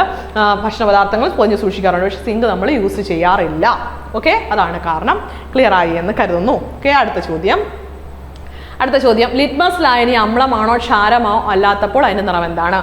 സാധാരണ ലിറ്റ്മസ് പേപ്പറിന്റെ നിറം എന്താണെന്നാണ് ചോദിച്ചിരിക്കുന്നത്. നമുക്കറിയാം അമ്ലാവസ്ഥയിലുമല്ല ക്ഷാരാവസ്ഥയിലുമല്ല എന്ന് വെച്ചാൽ അസിഡിക്കും അല്ല ബേസിക്കും അല്ലാത്ത അവസ്ഥയിൽ അതിൻ്റെ നിറം എപ്പോഴും പർപ്പിൾ ആയിരിക്കും. ഇതൊക്കെ ബൈഹാർട്ട് ചെയ്ത് വെച്ചോണം, ഒന്നും പഠിക്കാൻ വേണ്ടിയില്ല അവിടെ. അപ്പോൾ ലിറ്റ്മസ് ലായനി അമ്ലമോ ക്ഷാരമോ അല്ലാത്തപ്പോൾ അതെന്തായിരിക്കും? പർപ്പിൾ കളറിലായിരിക്കും കാണപ്പെടുക. ഇനി pH പേപ്പറിൽ കാണിച്ചിരിക്കുന്ന ശുദ്ധജലത്തിന്റെ നിറം എന്താണ്? pH പേപ്പറിൽ ശുദ്ധമായ ജലം പച്ച നിറത്തിലാണ് കാണപ്പെടുക. ഓർത്ത് വെച്ചേക്കണം കേട്ടോ, ശുദ്ധമായ ജലം എവിടെയാണ്? പച്ച നിറത്തിലാണ് കാണപ്പെടുക. ഇനി അടുത്തത്, ഒരു മൂലകത്തിന് W അറ്റോമിക ഭാരം. അപ്പോൾ W എന്താണ്? അറ്റോമിക ഭാരം. N അറ്റോമിക സംഖ്യയും ഉണ്ട് എന്നാൽ ആ ആറ്റത്തിലെ ന്യൂക്ലിയസിലെ പ്രോട്ടോണുകളുടെ എണ്ണം എത്ര? അപ്പോൾ ആ ആറ്റത്തിലെ ന്യൂക്ലിയസിലെ ആരുടെ എണ്ണം കണ്ടുപിടിക്കണം? പ്രോട്ടോണുകളുടെ എണ്ണം കണ്ടുപിടിക്കണം. അപ്പോൾ എന്തൊക്കെ ഇവിടെ തന്നിട്ടുണ്ട്? അറ്റോമിക ഭാരം തന്നിട്ടുണ്ട്. ഓക്കെയാണ്, അറ്റോമിക ഭാരം തന്നിട്ടുണ്ട്. അതോടൊപ്പം തന്നെ പിന്നെന്തും തന്നിട്ടുണ്ട്? അറ്റോമിക സംഖ്യ N എന്നും തന്നിട്ടുണ്ട്. എന്നാൽ അതിലെ ആറ്റത്തിലെ ന്യൂക്ലിയസിലെ പ്രോട്ടോണുകളുടെ എണ്ണം നമ്മൾ പഠിച്ചിട്ടുണ്ട്. പ്രോട്ടോണുകളുടെ എണ്ണം എന്ന് പറഞ്ഞാൽ അറ്റോമിക സംഖ്യയാണ്. പ്രോട്ടോണുകളുടെ എണ്ണം എന്താണ്? അറ്റോമിക സംഖ്യയാണ്. ഇലക്ട്രോണുകളുടെ എണ്ണവും എന്ത് തന്നെയാണ്? അറ്റോമിക സംഖ്യയാണ്. പിന്നെ പ്രത്യേകിച്ച് ഒന്നും ചിന്തിക്കേണ്ട. N അറ്റോമിക സംഖ്യ ആണെന്നുണ്ടെങ്കിൽ പ്രോട്ടോണുകളുടെ എണ്ണം എന്ന് ചോദിച്ചാൽ എന്ത് തന്നെയാണ്? N തന്നെയാണ്. പ്രോട്ടോണുകളുടെ എണ്ണമാണ് അറ്റോമിക സംഖ്യ, പ്രോട്ടോണുകളുടെ എണ്ണമാണ് അറ്റോമിക സംഖ്യ. ഇലക്ട്രോണുകളുടെ എണ്ണമാണ് അറ്റോമിക സംഖ്യ, ഇലക്ട്രോണുകളുടെ എണ്ണമാണ് അറ്റോമിക സംഖ്യ. അപ്പോൾ ഇവിടെ ആൻസർ എന്ത് വരും? N എന്ന് വരും. അപ്പോൾ പ്രോട്ടോണുകളുടെ എണ്ണമാണ് അറ്റോമിക സംഖ്യ. എന്നാൽ അതിലെ ആറ്റത്തിലെ ന്യൂക്ലിയസിലെ പ്രോട്ടോണുകളുടെ എണ്ണം എന്തായിരിക്കും? അറ്റോമിക സംഖ്യ. അറ്റോമിക സംഖ്യ സൂചിപ്പിക്കുന്ന ലെറ്റർ N ആയതുകൊണ്ട് N കൊടുത്തിരിക്കുന്നു. ഓക്കെ, ചോദ്യത്തിൽ തന്നിരിക്കുന്നതാണ് അറ്റോമിക സംഖ്യയെ N എന്തുകൊണ്ട് സൂചിപ്പിച്ചിരിക്കുന്നത്. യഥാർത്ഥത്തിൽ അറ്റോമിക സംഖ്യ Z എന്ന ലെറ്റർ കൊണ്ടും അറ്റോമിക ഭാരത്തെ A എന്ന ലെറ്റർ കൊണ്ടുമാണ് നമ്മൾ സൂചിപ്പിക്കാറുള്ളത്. ഓക്കെ, ഇവിടെ തന്നിരിക്കുന്ന കാര്യം ഒന്ന് ശ്രദ്ധിച്ച് വെച്ചാൽ മതി. ഓക്കെ, ഈ ഒരു ചോദ്യം കൂടി നമുക്ക് പരിചയപ്പെടാം. നമ്മൾ ഓൾറെഡി പഠിച്ചതാണ് അല്ലേ. ഇതിൽ ശരിയായത് ഏതൊക്കെയാണെന്ന് നോക്കണം. എല്ലാ ധാതുക്കളും അയിരുകളാണ്. നമുക്ക് എല്ലാ ധാതുക്കളെയും കയറി അയിരുകൾ എന്ന് വിളിക്കാൻ സാധ്യമല്ല. അപ്പോൾ ഇത് തെറ്റായ പ്രസ്താവനയാണ്. ഇനി അടുത്ത എന്താണ്? എല്ലാ അയിരുകളും ധാതുക്കളാണ്. ബോക്സൈറ്റ് എന്ന അയിര് എന്തും കൂടിയായിരുന്നു? ധാതുവും കൂടിയാണ്. രണ്ടാമത്തെ സ്റ്റേറ്റ്മെന്റ് ശരിയാണ്. അയരും ധാതുവും തമ്മിൽ ബന്ധമില്ലാന്ന്. അയരും ധാതുവും തമ്മിൽ ബന്ധമില്ലേ? ഉണ്ട്. ധാതുക്കളിൽ നിന്നല്ലേ അയരിനെ കണ്ടെത്തേണ്ടത്. അപ്പോൾ അവ തമ്മിൽ ബന്ധമുണ്ട്. അപ്പോൾ ഇതും തെറ്റാണ്. പ്രസ്താവനയിൽ എന്ത് മാത്രമേ ഉള്ളൂ ശരി? 2 മാത്രം ശരിയാണ്. കണ്ടോ, 2 മാത്രമേ ഇവിടെ ശരിയായിട്ടുള്ളൂ. 1ഉം 3ഉം തെറ്റാണ്. 1ഉം 3ഉം തെറ്റാണെന്നൊരു ഓപ്ഷൻ ഇല്ല. അതുകൊണ്ട് നമുക്ക് എന്തെടുക്കാം? 2 മാത്രം ശരിയാണ് എന്നുള്ളത് എടുക്കാം. ഓക്കെ, അപ്പോൾ നമ്മൾ 10th ലെവൽ എക്സാമുകൾക്ക് വേണ്ടിയിട്ട് 10th ലെവൽ മെയിൻസ് പോലുള്ള എക്സാമുകൾക്ക് വേണ്ടിയിട്ടുള്ള കുറച്ചധികം ക്വസ്റ്റ്യൻസ് ആണ് ഇന്നത്തെ ക്ലാസ്സിൽ പരിചയപ്പെട്ടത്.